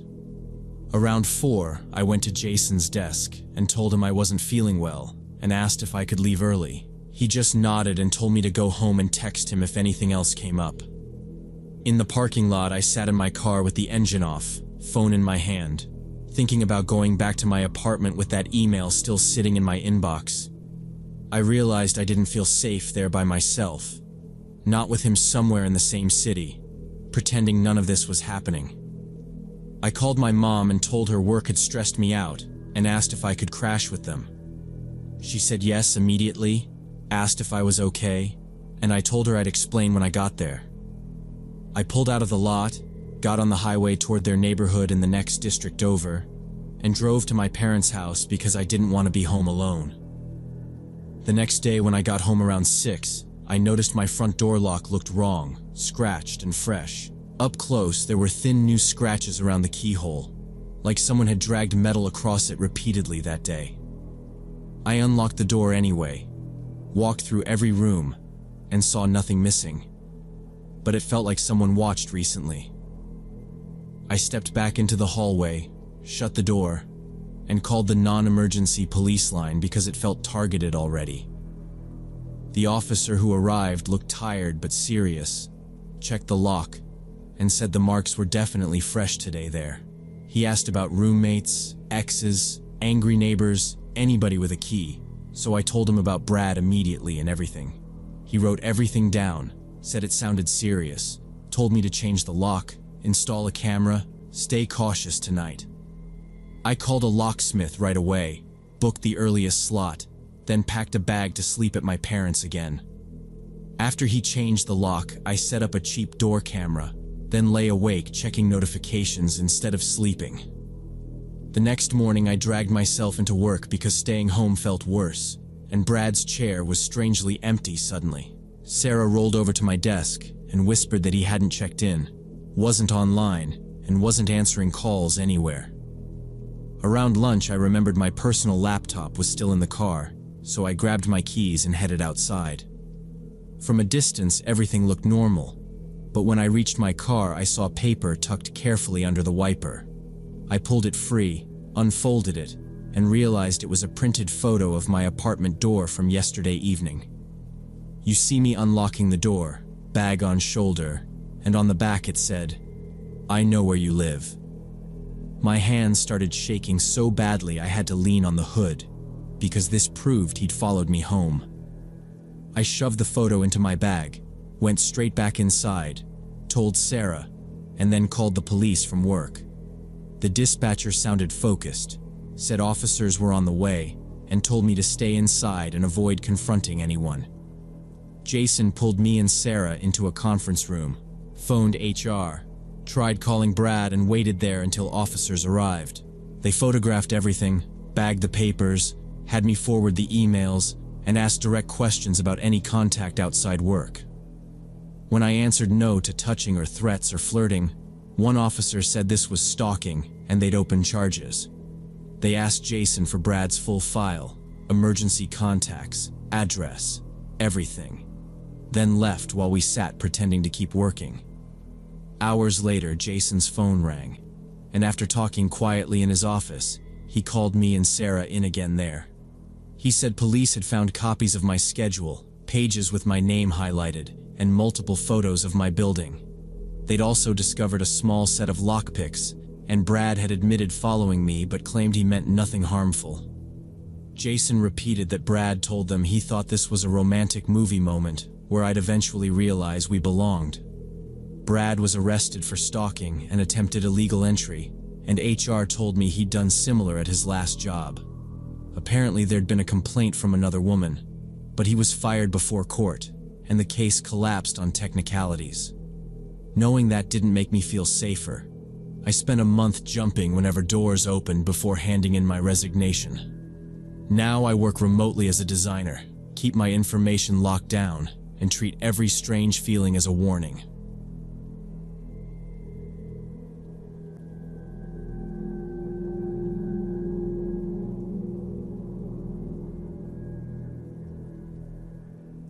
The white folding cane I bought for a neurology seminar probably saved my life that day. I was standing in a mall corridor pretending to be blind, tapping the ground with that cane while an elderly couple watched me from about 20 feet away, trying to figure out if I was the same girl they'd been following for the past half hour. I'm 23, a med student, and up until that weekend the scariest thing in my life had been exams, not people. 2 months earlier, I'd traveled to Portland for a medical conference and decided to stay the weekend. I didn't know anyone there, so I figured I'd do exactly what our professors always told us not to do and relax a little. After a morning neurology lecture, I walked to a big shopping complex downtown around 3 in the afternoon. It was crowded but normal. Families, teenagers, office workers. I remember thinking it felt weirdly safe compared to the bus stop near my own campus. I was looking at electronics when I first noticed them. A woman in her 60s with gray hair pulled back, and a man slightly older wearing glasses, both in beige jackets. They were standing against the opposite wall staring directly at me. At first I assumed they were looking past me, maybe at a TV behind me or some sale sign. I moved a few steps to the side. Their eyes tracked me. It wasn't just one look either. I'd glance at a set of headphones, look up again, and they'd still be there. Not talking, not browsing, just watching. It felt like when standardized patients stare too hard during an exam, waiting for you to mess up, except these two weren't playing a role for my grade. I told myself they were probably lost or foreign tourists trying to read the aisle signs and pushed it out of my mind. After 10 minutes of pretending it wasn't happening, I moved to the clothing section thinking maybe I was imagining things. I cut through 2 other departments and took my time, making random stops at racks I didn't care about. 5 minutes later, they appeared there too, keeping about 30 feet back. The woman was whispering to the man and nodding toward me like I was an item on a list. My stomach dropped. The man took out his phone and pretended to talk, but from where I was, I could see the screen wasn't lit. He wasn't even holding it right, just kind of pressed against his cheek. I tested my theory the way we test reflexes in lab. Quick, simple, undeniable. I headed fast toward the second floor exit, not running but walking like I suddenly remembered being late. When I looked back from the escalator, they were following, weaving around people, walking faster now. My heart started pounding. There was that cold, clinical part of my brain trying to label what was happening. Possible mistaken identity. Maybe they were loss prevention. But the rest of me just felt like prey. I stepped off the escalator and went into a bookstore, the kind with high shelves you can hide behind. I pretended to browse travel guides while watching them through the gaps in the books. They positioned themselves at the entrance and waited. They weren't even pretending to shop now. The woman was holding a large cloth bag that I hadn't seen before, twisted around her hand like she needed something to grab quickly. The man stood half turned toward the hallway, half toward the store, like he wanted to watch both at once. When I moved toward the other exit at the back, they immediately followed, keeping that same distance. I left the bookstore and walked out into the corridor heading for the elevators. and they stayed about 15 steps behind. I could see their reflection in the dark window glass every time I passed a closed store. That's when the woman called out, asking me to wait.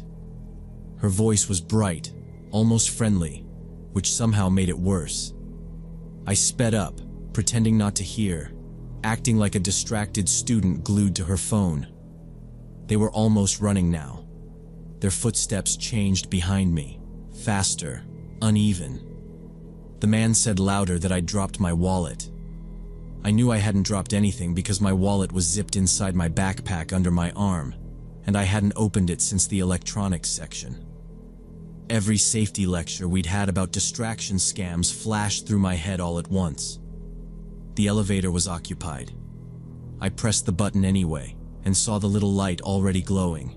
There were people inside, and the doors were slowly closing, and I realized if I tried to force my way in, I'd just trap myself with strangers, and maybe them too. Stairs were further behind me, closer to them than to me.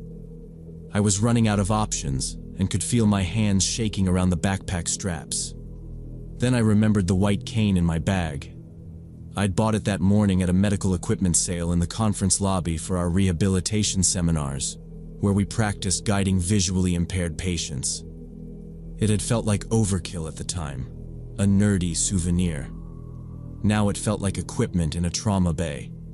Maybe the one thing between me and something I didn't even want to name.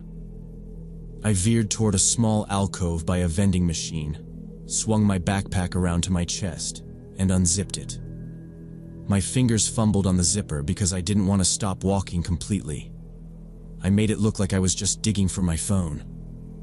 I could hear the couple closing in, the man repeating about the wallet, his voice getting tighter like he was irritated I wasn't taking the bait. My hand hit the smooth plastic handle. I pulled the cane out, unfolded it with those quick little snaps, and grabbed my dark sunglasses from the side pocket where I kept them for migraines. I slipped them on, took one breath to steady myself, then stepped back out into the main corridor.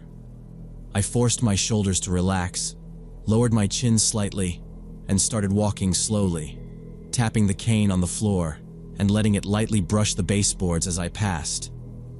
I made my movements uncertain like someone with serious vision problems. I headed back toward the bookstore area acting like I was lost, slowing my walk and letting the cane tap in front of me. The couple stopped about 50 feet away. I kept my face turned slightly past them and watched in the edge of my vision. Over the mall noise, I heard the woman, sounding annoyed, say I was blind, and they had made a mistake, that this was someone else. Then she said, very plainly, that they should have grabbed me from the parking lot. Hearing that word made it obvious this was not simple paranoia. I kept the act going. I walked slowly with the cane ahead of me, stopped every few steps like I was listening, and touched the wall once with my free hand the way we had practiced in rehab class. Inside, I felt like I was going to throw up, but I focused on keeping my shoulders loose and my steps uneven. If they believed I could not see them or hear them well, that was my only leverage. After a minute, I heard them turn away and their footsteps faded into the general noise, but I did not speed up. I stayed in character for another 10 minutes, looping once near the bookstore, then drifting toward a different corridor in that same hesitant way. Whenever I passed glass, I used the reflection to check behind me without turning my head. I did not see them again, but I still assumed they might be somewhere out of frame. When I finally found another escalator, I felt for the handrail with the cane and rode it down to the first floor. It was crowded there, which helped. I moved toward the main entrance where I remembered seeing security guards earlier, still tapping the cane and acting like I was following sound. Only when I heard radio chatter close by did I step out of the flow of people, lower the cane, fold it with stiff fingers, and pull off the sunglasses. My hands were shaking hard enough that I almost dropped it. I went straight to the information desk and told the woman I needed mall security. My voice came out thin and shaky, but she did not argue, just picked up the phone. A guard arrived and led me into a small office behind the desk. With the door closed and the camera feeds pulled up on a monitor, I went through everything. Where I had first seen the couple, how long they had stayed near me, the fake phone call, the bag, the comment about grabbing me. He listened without interrupting, then rewound footage. On one screen, we saw me in electronics and the couple across from me, staring. On another, we saw them in clothing, hanging back when I moved. He checked the timestamps and said they had followed me for just over 30 minutes. Then he switched to the parking garage view and showed them walking out a side door, getting into an old green sedan, and driving away about 15 minutes before I reached the desk. The car showed up clearly. The plates were just a blur. While he filled out an incident report, he said this was not the first complaint like this. In the past few months, they had gotten more reports about elderly couples watching young women in the mall and in the parking lots. He told me that in other cities, couples like that had later been tied to a bigger group involved in kidnapping, and that using older people made everyone less suspicious. After that, he radioed another guard, and they both walked me back to my hotel. One stayed slightly ahead, one slightly behind, and even with them there, I kept scanning every car and doorway. At the lobby, they had me speak to the front desk, so there would be a record that mall security had escorted me. Then they left, and I went straight to my room, locked the door, and shoved a chair under the handle. For the rest of the trip, I refused to go anywhere alone. I asked classmates to walk with me, skipped every social event, sat near exits during lectures, and kept that white cane in my backpack where I could get to it in one motion. The whole thing drilled into me that danger does not always look like some obvious villain, and that boring medical drills can end up being the only thing between you and a story with a very different ending. If it had not been for that training cane in my bag and the habits from school, I honestly do not know how that day in the mall would have ended.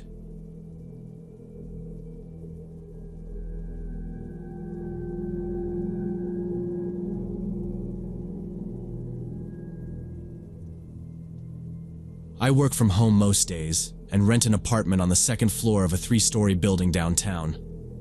I'm 27, a graphic designer, and my routine is strict in a way I like. Office on Mondays and Thursdays, working from home the rest of the week. That Thursday, I stayed late at the office finishing a client project my boss hovered over, and by the time I grabbed a rideshare and got home, it was just after 11. In the stairwell, I heard loud music pounding from the 3rd floor, and remembered my upstairs neighbor Sarah lived up there, so I assumed she was having people over or getting ready to go out. Inside my apartment, I dropped my bag, kicked off my shoes, and was heading to the kitchen when I heard fast footsteps coming down from the 3rd floor, so I checked the peephole and saw a man in a dark jacket walking quickly past my door.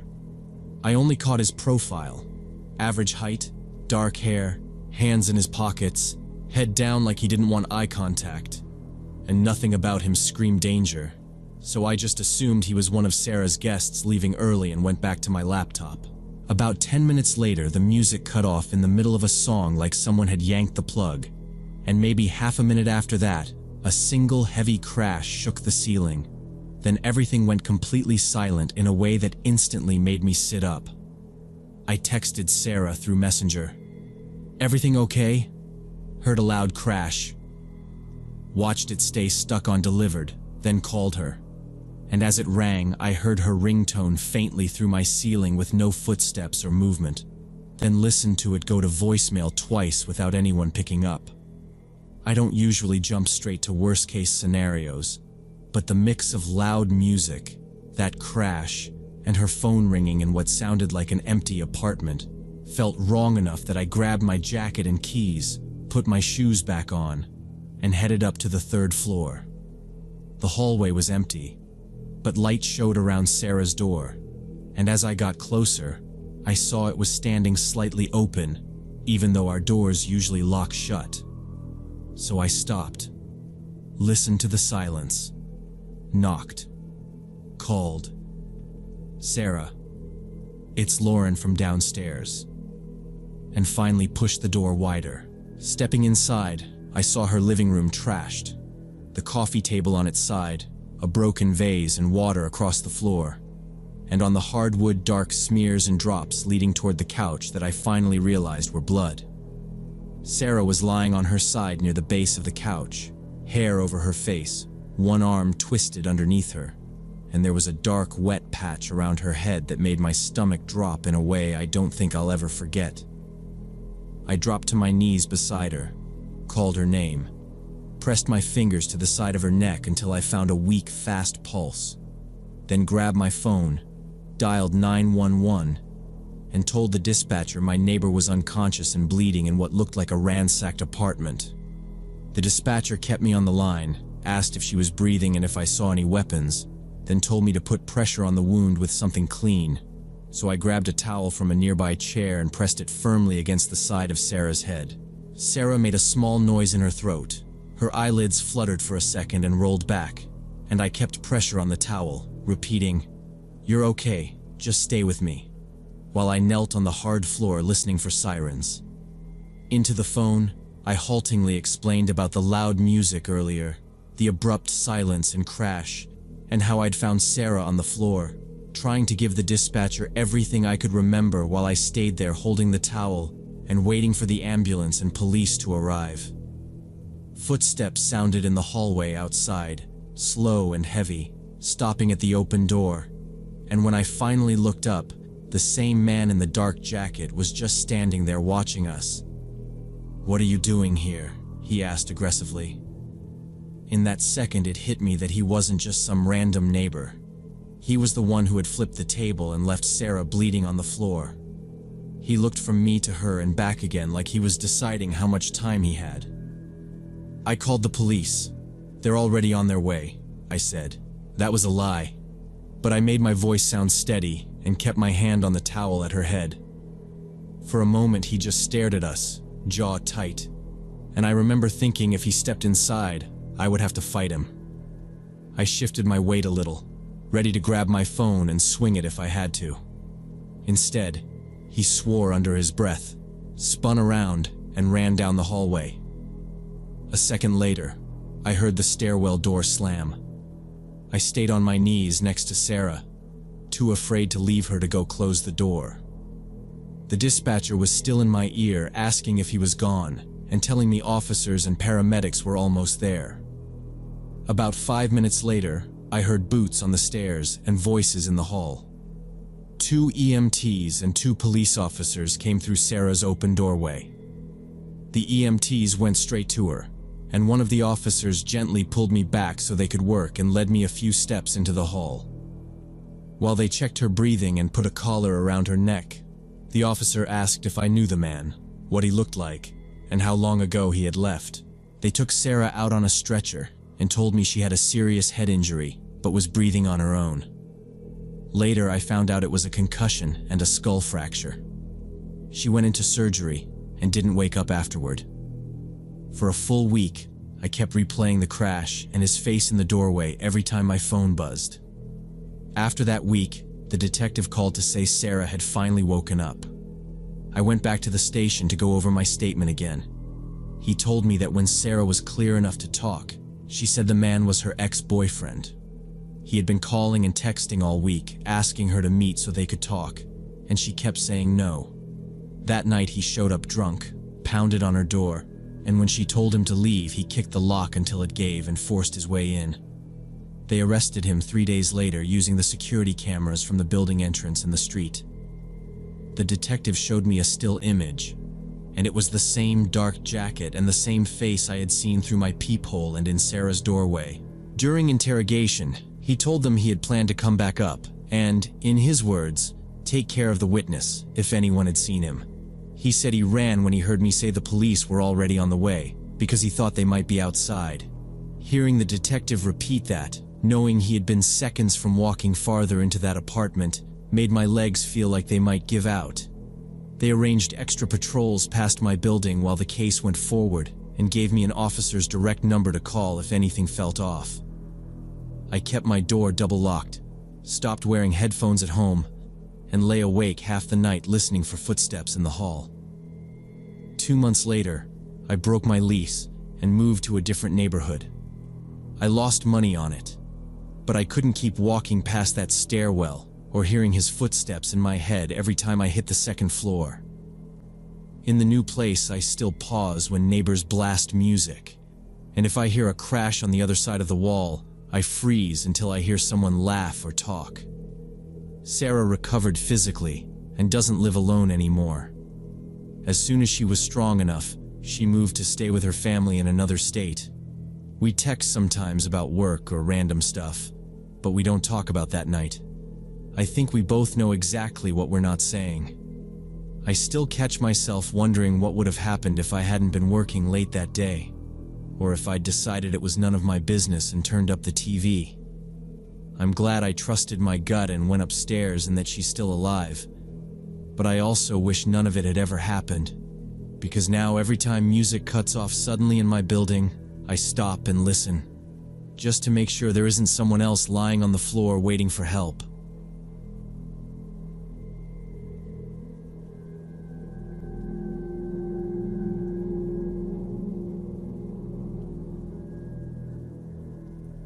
Last summer, me and 3 of my friends, Liza, Tom, and Kevin, went to a 3-day indie music festival in the mountains on the Oregon-California border. We had studied together at music college, but now lived in different cities, so the festival was our excuse to reconnect. I am 26 now and work as a school music teacher, so 3 days away felt almost illegal to me. We arrived Friday afternoon after a long, boring drive, checked in at the gate, and walked into the clearing of tents. There were 3 small stages, a food and drink area, and maybe 200 marked tent spots spread across the grass. By then, around 150 people were already there, setting up tents, sitting on blankets, wandering between stages happily.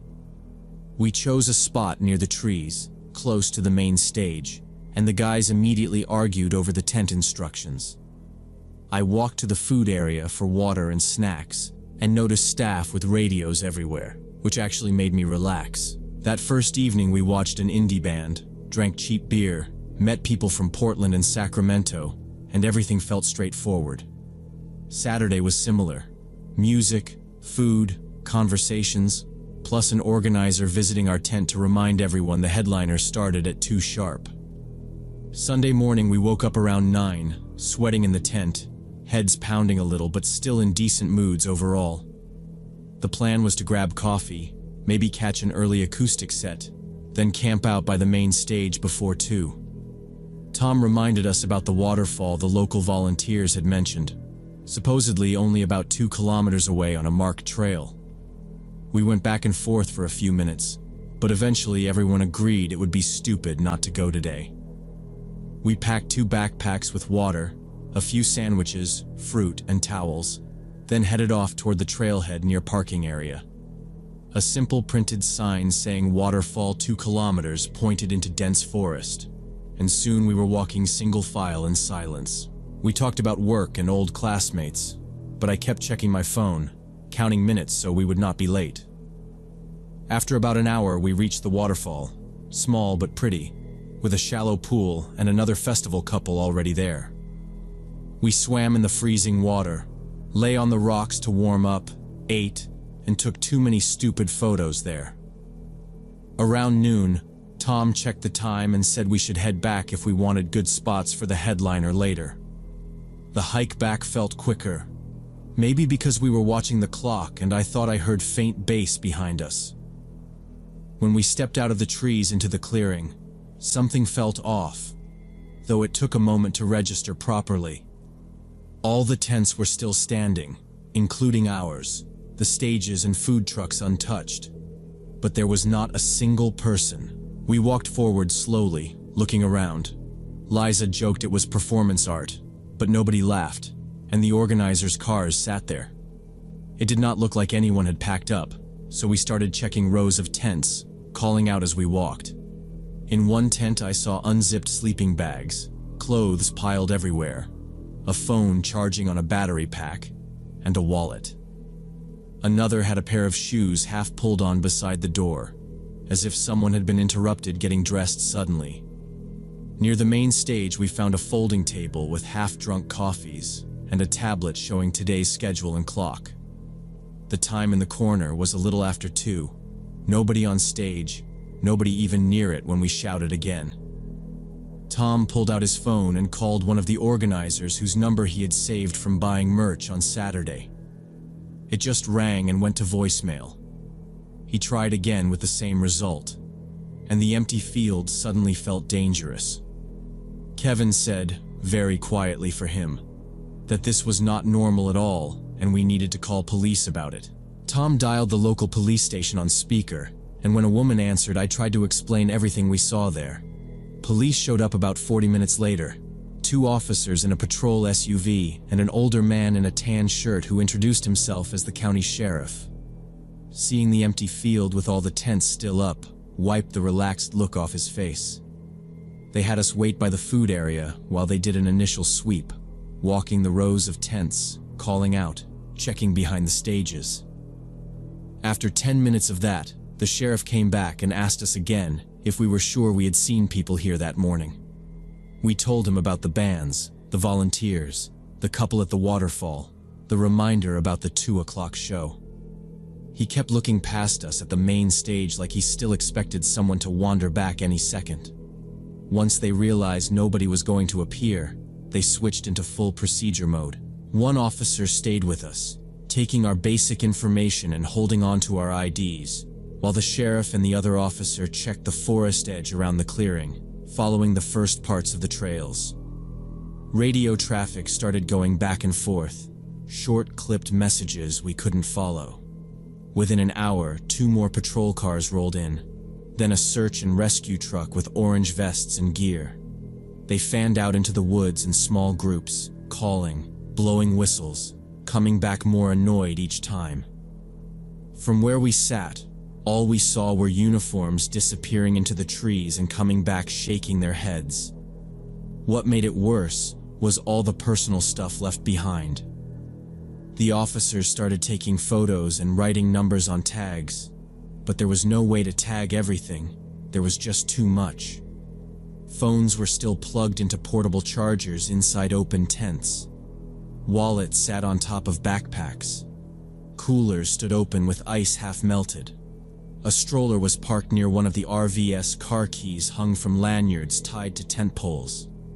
Someone's half-eaten lunch sat on a paper plate by the second stage. There were no tracks that suggested a rush into the forest, no drag marks, no blood, nothing broken, nothing that looked like a fight. It really did look like everyone had stepped away for a minute and just never stepped back. By late afternoon, the mood shifted from confused to formally serious. A white, unmarked SUV rolled up, and plainclothes investigators got out, one saying he was from a regional missing persons unit, another mentioning federal assistance. The sheriff briefed them by the food trucks while we sat on a bench and watched them unfold maps, marking the stages, the parking rows, the trails leading out.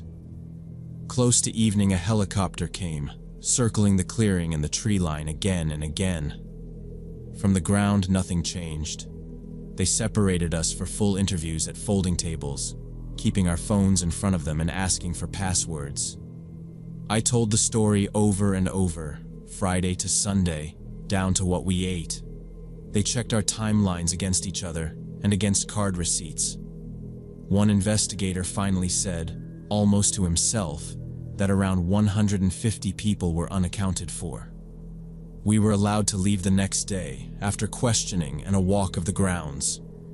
The case blew up, but nothing changed.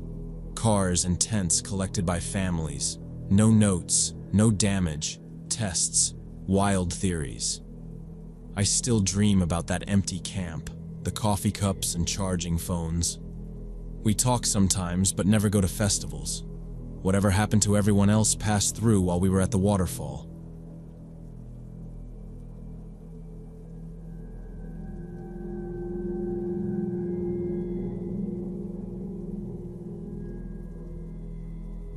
This started around 6 months back.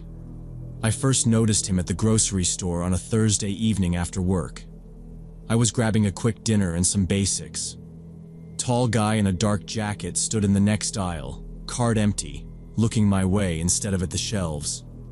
I moved to another aisle, A minute later, he came down that one too, still without picking anything up. It was small, but it felt wrong.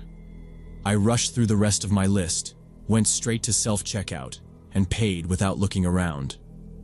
I only relaxed once I was in my car with the doors locked. A fast glance at the entrance showed nothing useful, just people coming and going. I told myself I was being dramatic and drove home. The next day, Friday at lunch, I walked to a cafe 3 blocks from my office like I always did. As soon as I stepped inside and looked toward the tables, my stomach dropped. He was there again. Same jacket on the back of his chair, laptop open, coffee in front of him, When I came in, his eyes went straight to me and stayed there. I ordered anyway, sat where I could see both him and the door, forced myself to eat, and left early, spending the rest of the afternoon pretending this was just a strange coincidence. On Saturday, I tried to be logical and drove to a mall on the other side of town to buy a birthday gift for a friend. Different neighborhood, long drive, completely new crowd. I walked around for about an hour, then stepped out of a cosmetics store into the central atrium and saw him standing by the fountain. Same jacket, alone, pretending to scroll his phone, not moving with the flow of people. When I walked past, his head turned and his eyes followed me the whole way. 3 days, 3 places, same man. My heart started racing. I turned right back into the store. I went up to the sales clerk and quietly asked if there was a back exit.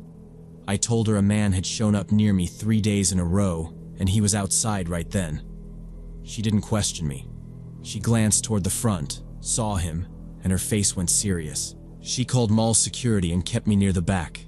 A big guard arrived, had me point the man out from inside the doorway, then walked me through an employee corridor and out a service exit near the parking lot. We came out close to my car. He waited while I unlocked it and got in, only leaving once the doors were locked and the engine was on. I sat in the space for 10 minutes watching my mirrors, expecting that jacket between cars. He never appeared. Eventually I drove home, checking the rear view constantly, but not seeing anyone follow. Back at my apartment, I went straight across the hall to my neighbor Jennifer. We're about the same age and she works from home, so she notices everyone in our building. I told her everything from the grocery store to the mall and the security guard. She listened without interrupting, then said I should call the police and at least get it on record in case he escalated or someone else reported him. Hearing her say escalated out loud made my hands shake again, but I called. 2 officers came that evening and sat at my kitchen table. I gave them his description. Tall, average build, dark jacket, dark hair, maybe mid-30s, always alone. I explained that he'd never spoken to me or touched me, just kept showing up where I was. They said I'd done the right thing by calling, but that without direct threats or contact, there wasn't much they could do besides log the report and maybe patrol the area more. They told me to call 911 immediately if I saw him again and felt unsafe. After they left, I carried my phone from room to room like it was a lifeline. Over the next week, I changed my routines as much as I could. Different grocery store, different cafe, different routes, different parking spots at work, slightly different hours. I told my boss only that I was dealing with some guy issues and needed flexibility. She didn't press for details. For a few days, I didn't see him anywhere and started to think maybe he'd moved on. Then on Tuesday, I stayed late finishing a report. Most of the office had cleared out. When I finally shut down my computer, it was around 7. I took the elevator down to the parking level, stepped out, and saw the familiar dark jacket by the coffee vending machine near my usual section. He wasn't buying anything, just standing there with his hands in his pockets, turned toward the part of the lot where I normally parked. Every hair on my arms went up. I hit the elevator button again and went straight back upstairs. There were still a few coworkers around. I went to Travis, a programmer from my department. I make small talk with sometimes, and told him there was a man in the garage who had been following me around the city, and I'd just seen him by my car. and I didn't feel safe going down there alone.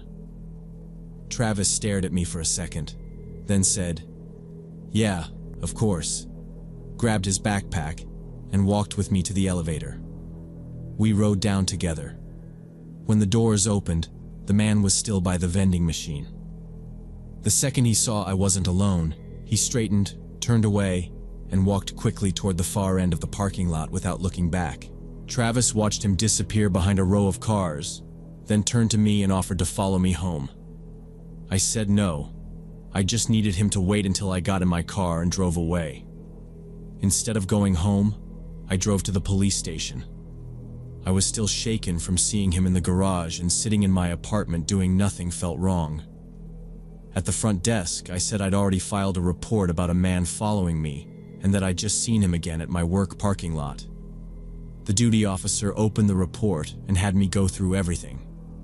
I told him about the grocery store, the cafe, the mall, and now the garage. I gave the description I'd been repeating in my head. Tall, dark jacket, short dark hair, mid-30s, always alone, never really shopping or working, just standing and watching.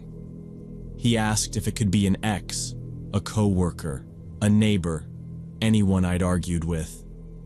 I told him no, and that I was sure I'd never met this man before. He updated the report, said they'd increase patrols near my building and around my office, and told me that if I saw the guy again, I should only take a quick photo or video if it felt safe, and call 911 if he tried to come near me or block my way. Without threats or contact, that was about all they could do. Driving home, I didn't feel better or worse, just drained.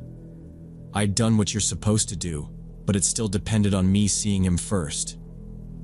In my building's parking lot, I called Jennifer before going inside and told her about the garage, the co-worker walking me down, and the station. She didn't say I was overreacting, just told me to text her when I left work and when I got home, and I agreed. For the next 2 weeks, I didn't see him. Not at stores, not in cafes, not near my office. I still checked every aisle and every crowd for that dark jacket, but it never appeared. The fear didn't go away. It just moved into the background. I ordered a doorbell camera, got the building manager's okay, and set it to alert my phone whenever someone passed my door. At first, I watched every clip expecting to see him, but it was only neighbors and delivery drivers. I started changing my routine on purpose. Different stores, different routes, different parking spots, not leaving work at the same time. I shared my live location with Jennifer and a coworker and kept my phone where I could grab it fast. I never found out who he was or why he picked me. Maybe it was random.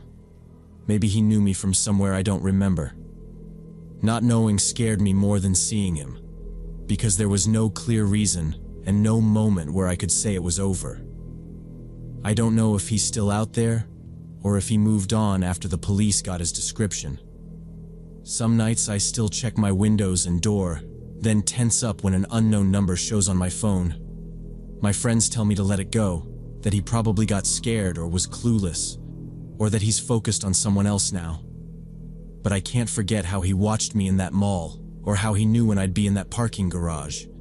He found me in different parts of the city, waited like time didn't matter, never touched me, and never spoke. The police never caught him, but I know what I saw. The following, the way he matched my routine, the way he shifted when I changed mine, and the quiet, calculated patience of someone who was planning something.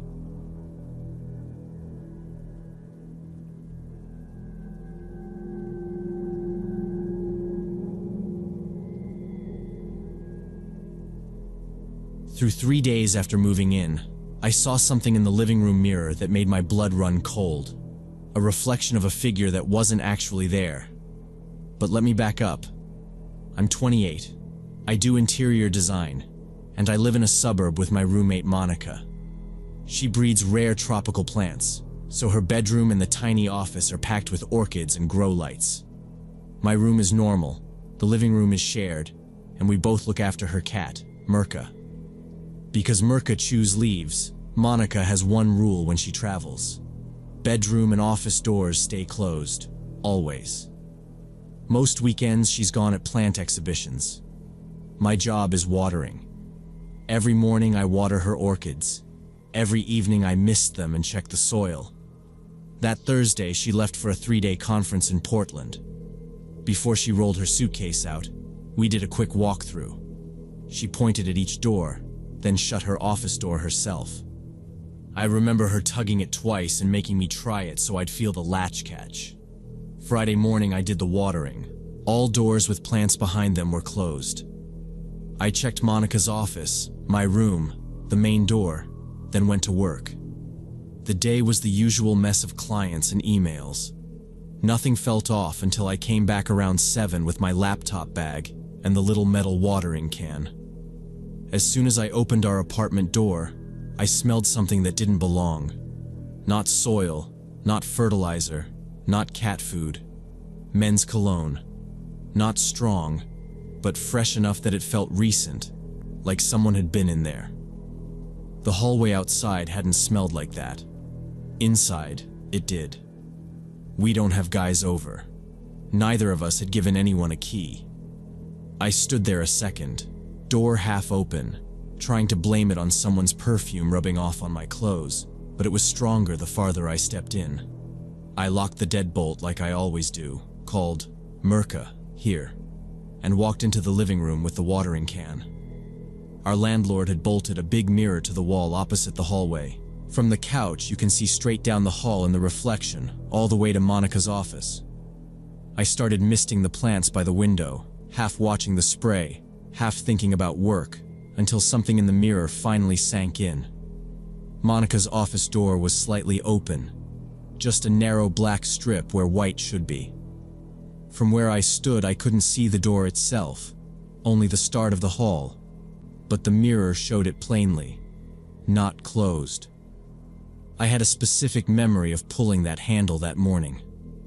I don't remember what I had for lunch, but I remembered that. My hand shook when I put the watering can down. I took my phone out and called Monica. She picked up over muffled voices. "Did you happen to come back for something?" "The office door is open," I said. "What?" "No, I'm in Portland. Just got out of a seminar. Are you alone at home?" Her tone changed fast.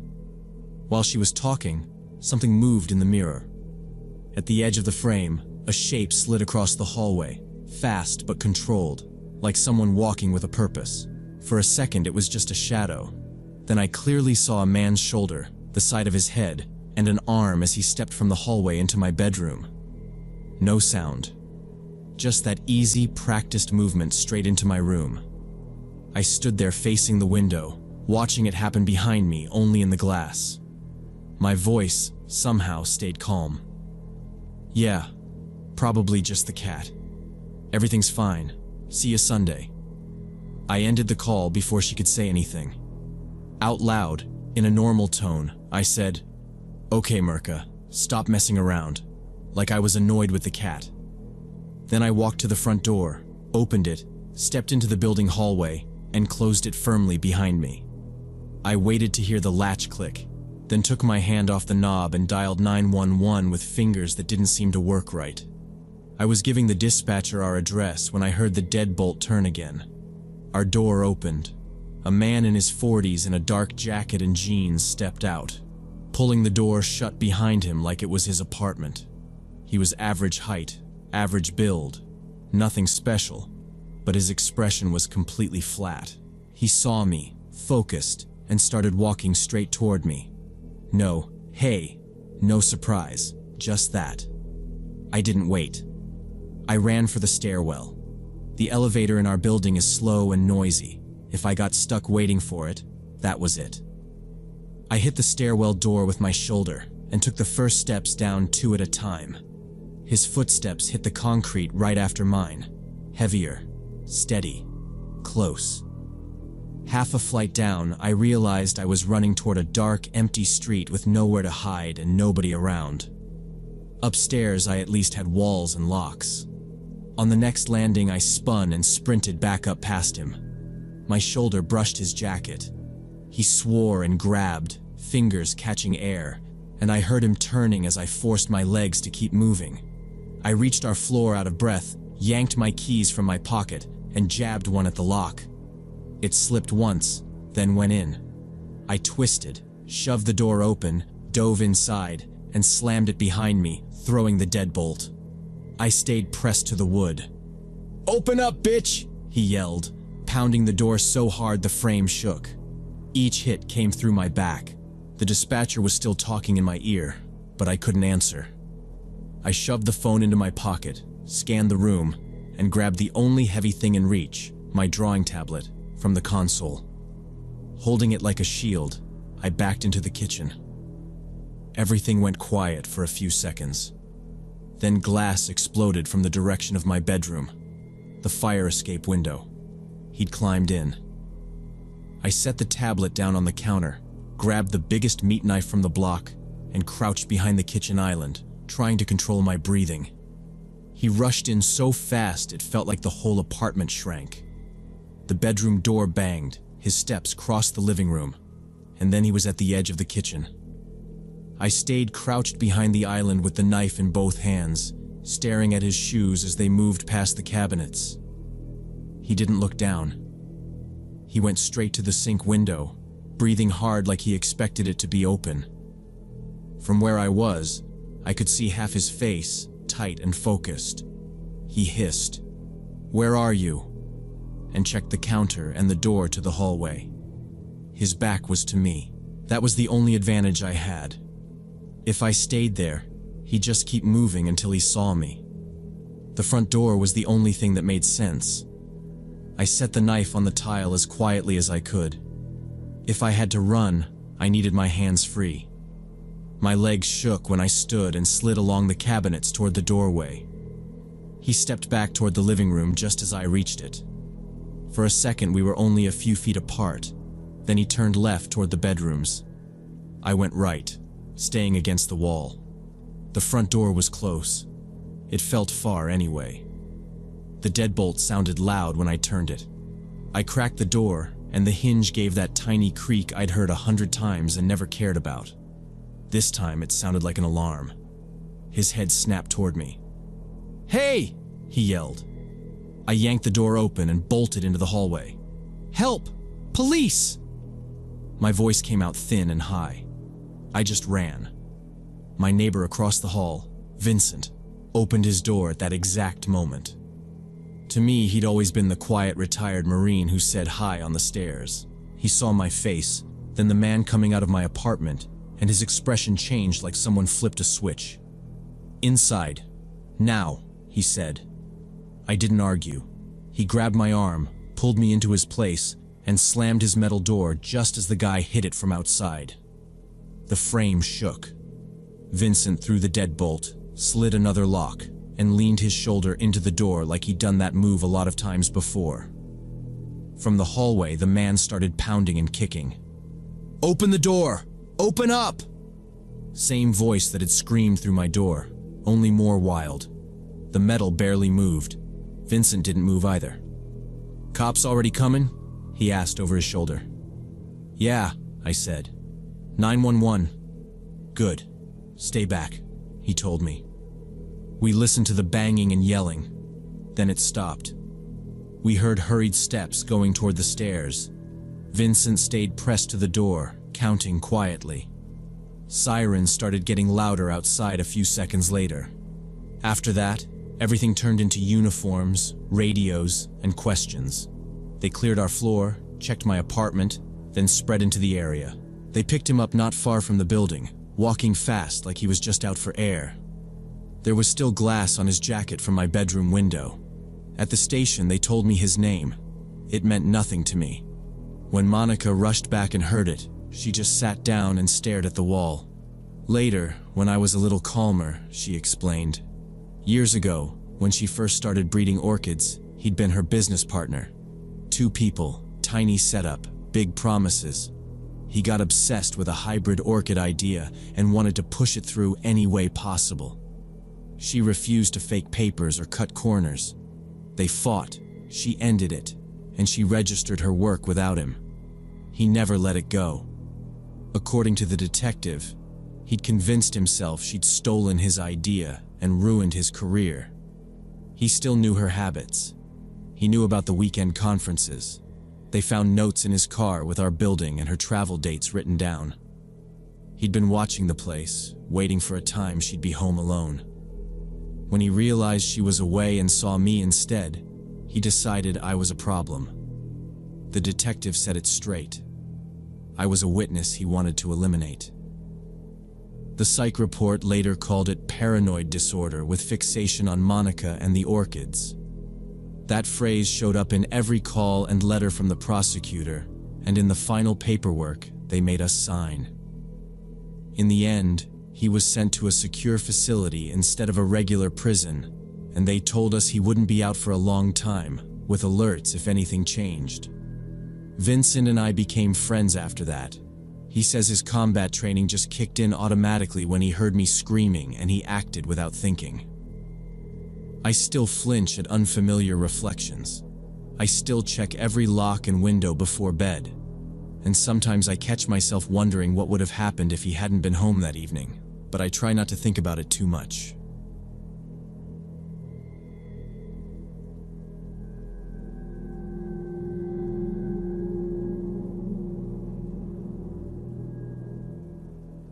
Last April, I was working late finishing a presentation for a client at my office on the outskirts of Phoenix.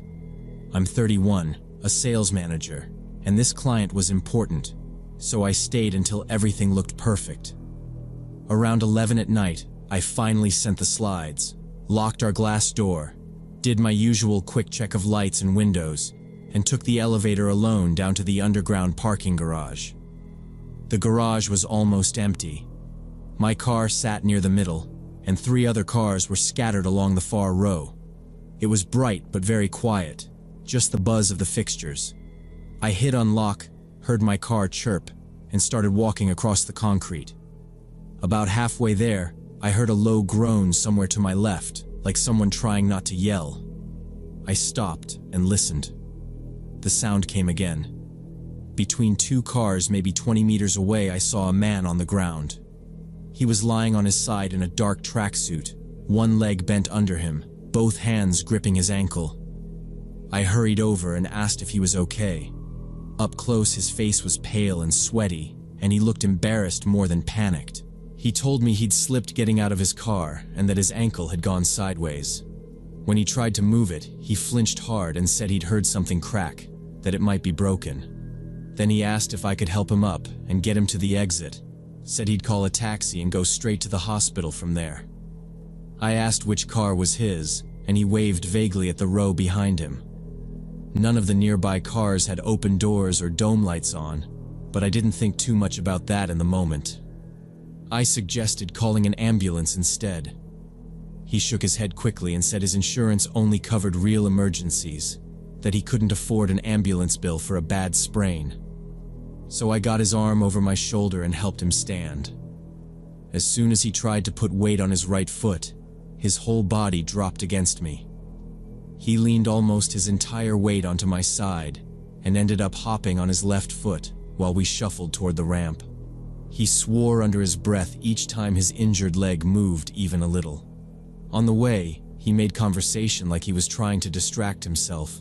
He said he worked as an accountant in the neighboring building and had stayed late because of an audit. Then he started asking questions back at me. What I did, what floor I was on, whether I often stayed that late, how busy our office was at night. At the time, it felt like normal small talk. We reached the exit and stepped out onto the sidewalk by the street. He leaned against the low wall, breathing hard, then pulled his phone from his tracksuit pocket.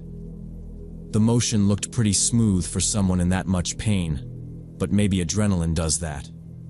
He opened a taxi app, ordered a ride to a hospital on the north side, and said the car would be there in 8 minutes. I told him I'd wait with him. Leaving an injured guy alone on the curb at midnight felt wrong, even though I was tired and hungry. He kept thanking me, repeating how lucky it was that someone else had still been in the building. While we waited, he kept circling back to my schedule, asking again what time I usually left and whether many people worked late on my floor. An older sedan pulled up right when the app predicted. The driver was an older man with a gray beard and glasses. I opened the back door and helped the injured man slide inside. The driver asked where to go. The man immediately gave the hospital's name on the north side without checking his phone again. I shut the door, waved, and watched the taxi disappear down the almost empty street. Then I walked back down into the garage, got in my car, and drove home. Out of habit, I glanced at the dashboard clock as I pulled out. It was just after 11.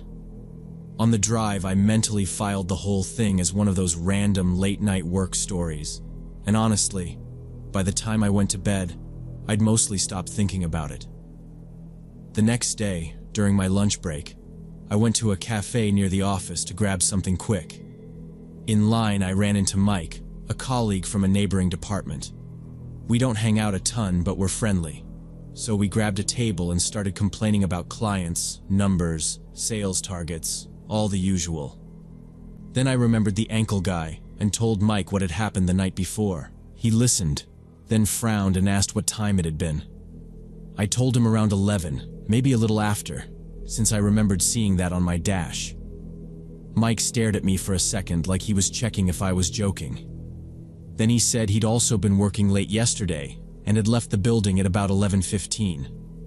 He said that was exactly why my story bothered him. When he went down to the underground garage, it was completely empty. No people, and not a single car besides his. He said he'd even noticed it because the call center next door usually has night shift cars parked all over that level, and yesterday there wasn't one. Just his car sitting alone by the elevator. I told him that couldn't be right, because when I had gone down there, my car had been there along with 3 others. I described roughly where I'd seen them.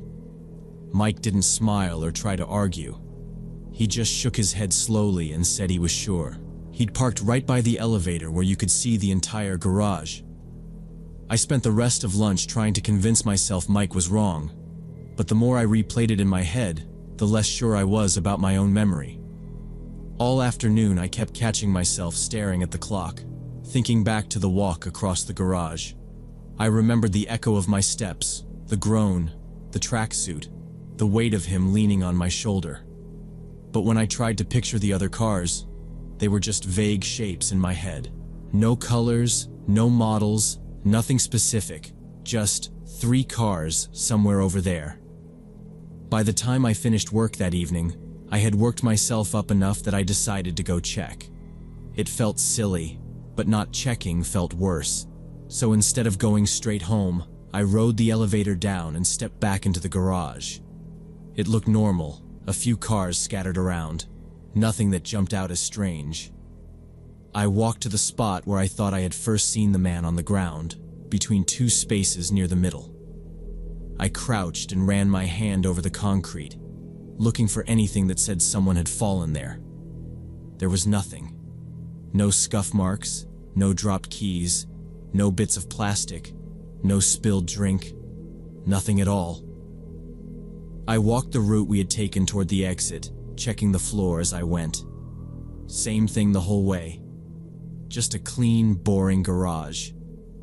I checked the corners by the columns, even bent down to look under a couple of nearby cars, feeling more ridiculous with every step.